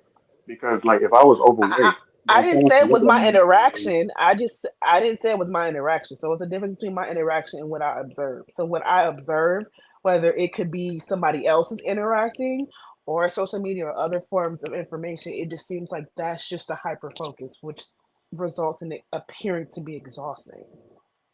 So just so I understand what you're saying, Cole. So you're saying that you're seeing a lot of instances where guys are fixated on that, and you just feel like we guys are giving that a little bit too much priority over things that could be more important. Is that what you're saying? Exactly. I'm Okay, not saying I it's get not that. important. I'm not saying it's not important. I understand it's important, but it just seemed like that's like literally like the number one thing. If it's like I am not 100% attracted to you, like for example, if I'm not 100% attracted to you when I first see you, I ain't gonna talk to you. Is that really realistic for the average person? And that's another thing. I feel like people are not talking about average people. Average people I see that work around me that still make a decent living, they have different type of jobs, and people acting like being average is not a thing. No, I got you. Hey, No, Miss I got Cole, you. listen. No, I said, yeah. I love a bit of, a bit of fluff, a bit of wibble wobble, man. Listen, Miss Coco said it before, right? About guys on podcasts or whatever it is, whatever show she's watched or whatever it is, yeah. And she said she's the way they talk and the ladies that she's seen them with, whatever it is, right, doesn't match to what they say. But the reality is, it's that like what you're saying about the average person, right? The average person, yeah, as in men, come to their reality. They understand where they fit. So all this talk, like somebody mentioned about the red pill thing, right? Yeah, some people can get lost in that source if they don't understand the reality of life. Does that make sense? Now, yes, I can wish for somebody that's like, yeah, perfect, whoever it is, but I know where I stand. So because I know where I stand, I can't be asking for a model looking type of chick or whatever it is. No, I know that, okay, the lady that I'm gonna get, yes, her face card's gonna be whatever it is. Yes, she might not be perfect here, but she's perfect here or whatever it is. I'm not perfect. That's just the reality because a lot of people are average, like you're saying. But like I said, I think a lot of people just getting lost in the internet conversation because if people got outside and touch grass, and meet people and talk to people. That's reality. Yeah. So Okay. No, I appreciate that. Let me let me come back to Joe. I know we got to get up out of here. Joe, go ahead. It's on you, man. Go ahead. no, I mean it's this when we're supposed to go. I mean the thing about men, the perception that we are hyper fixated on looks and appearance. The thing is, it wouldn't be a hyper fixation if that was taken care of, sort of like by the woman. And we just noticed it and we pointed out we just built that way. In the same way that a woman wants financial security from a man, we hear it all the time. I want a man who's financially stable. We understand that's a reasonable expectation. But what we don't understand, myself, is how is it that wanting a woman to have a certain level of fitness for herself is asking for too much or is hyper fixating on that to the exclusion of all the other qualities that you mentioned, which we absolutely do want, but we just mentally we can't get over just, oh, this is a homely looking girl, but she has all these other great qualities. It's like, yeah, we're see, that's a tough one. The same way with a woman. If she's if she wants a man, he has a certain look and appeal to him, but he doesn't have the financial means to take care of her and a potential family. She's gonna look for a guy who has the means, but probably still do what that dude on the side. That's typically what's gonna happen. So it's gonna be some trade-offs there. It's like we're just saying, hey, get it out the way up front. Take care of yourself physically because it's a reflection of your character in the same way that it is with us. If we're fat and sloppy or really skinny and like we don't look like we can protect you in the family. It's like, hey, you have every right to say this is what I'm looking for in a man. But is it fair for me to then say, well, what about all these other qualities about myself? Yeah, well, the physical, it just matters because we're human, and it's not just about the inside; it's also about the outside. Is it superficial sometimes? Yes, it is. That's just the way it is. Lastly, do black people just don't get it? I would say some of us do, some of us don't. Maybe that's a cop out answer. I don't know, but I think we're just kind of born into a situation here in America that we have a lot of trauma, we have a lot of issues. There's uh, racism. There's a lot of things we have to deal with behind the scenes to overcome a lot of the stigma that is put up on us, even that's portrayed in us in the media. So we don't get it because a lot of us have been conditioned not to public schools. There's a lot of things that go into it, broken families. So then we have to try to learn how to get it. Most of us don't make it. Most of us don't figure it out. But those who do, they become like a Quay, like a Chloe, like a Cole, like a B-Boxer or a JR. And that's why we're here. We try to reach those to the best of our ability, those who don't get it, and say, well, this is what getting it looks like. And I just land on that. No, that's real, man. Appreciate that right there. Appreciate that, JR. I don't know if you had anything additional, man, or were you good, man? Yeah, I want to say thank you once again for having me on Chocolate with the panel. Yeah, as I always say, we know what we need to do, you know, because I think that black people get it, but we're just choosing not to get it, you know.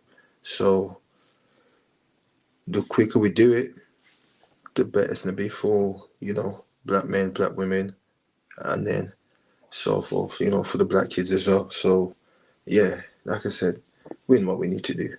It's as Why would simple we as choose? Wait. Why would we choose not to get it? Like, say why that would again. that be? Say that again. Sorry.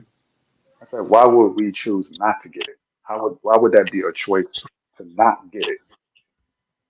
Oh, Joe, too many options in this world, you know, for people to do things and not be held accountable, right? And I think more restrictions need to be put in place in the sense of people shouldn't be allowed to do certain things that's gonna denigrate the community, you know. And if we're able to hold both people accountable, and especially like we always say, men, we got, you know, show the way and lead. So we got to start doing things correctly, and then yeah, people are gonna start following, hopefully, right? But like I said, it's not a case of about pointing fingers anymore. You know, we need to start getting back together because, like I said, we know what needs to be done. People aren't stupid, Joe. People aren't stupid. We know what needs to be done, but we just actively choosing not to. And we've covered it numerous times, you know. Lust. That's what's killing us. One of the main issues. You said lust? Yes. That's one of the main issues in the black community. That's killing us. One of the main issues. How will we restrict? How will we restrict JR? Are these laws? Are these laws? Are we going to tell people you can't get together? Say again, sorry. How are we going to restrict the lust stuff, JR? How are we going to do that? Shit, bro. Listen, we know, yeah.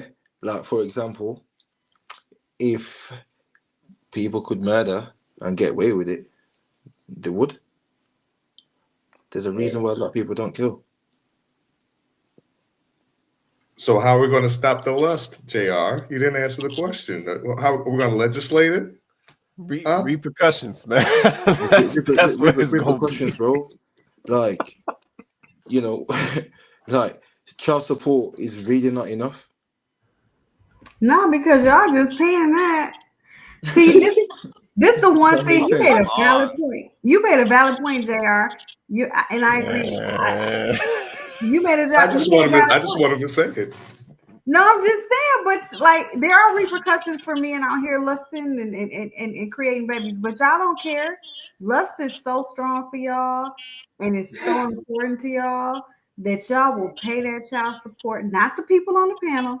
Y'all will pay that child support, drop another seed, pay child support for that seed, drop another seed, pay child support for that seed. Lust is so powerful that's why I agree, JR. It is a very big, it's a big problem. I'm not saying it's the main, like the only problem. It's not the only problem, but it's a big problem, and Black people just don't get it. Like if we could get this under control, this could be the catalyst for us now beginning to attack some of the other things. Like it is very important. Like the fact that y'all talk about this minority of men and just keep having these babies. Okay, I'll let y'all have it as a minority, whatever. Oh, come but on. They have not learned their lessons. So when JR says some people know, but they just don't want to do it, some people, I agree. Because those men that y'all talk about, they would fit that profile. All right, man. We got to get up out of here, man. Y'all just keep going, man. Let me say this and we gone, man. I've been listening to all of the points that have been made today. I've been looking at the comments, looking at the videos. And for me, it's simple, man. All I hear is effort. Yeah, that's all I hear. There's a lack of effort coming from the women and coming from the men.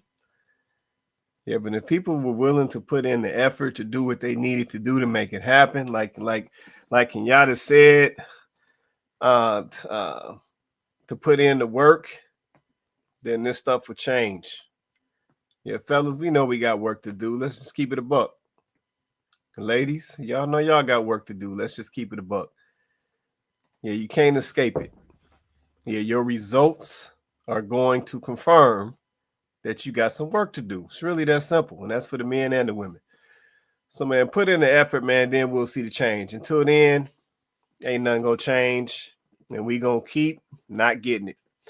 But man, shout out to my panel, man. Shout out to Coco, Beatboxer Cole, Joe, JR. My guy Vince was on earlier. Appreciate y'all holding me down on the panel, man. And shout out to everybody in the comments, man. This is Kandid Konvos. If you haven't already, smash that like button, hit that subscribe, and also hit that share.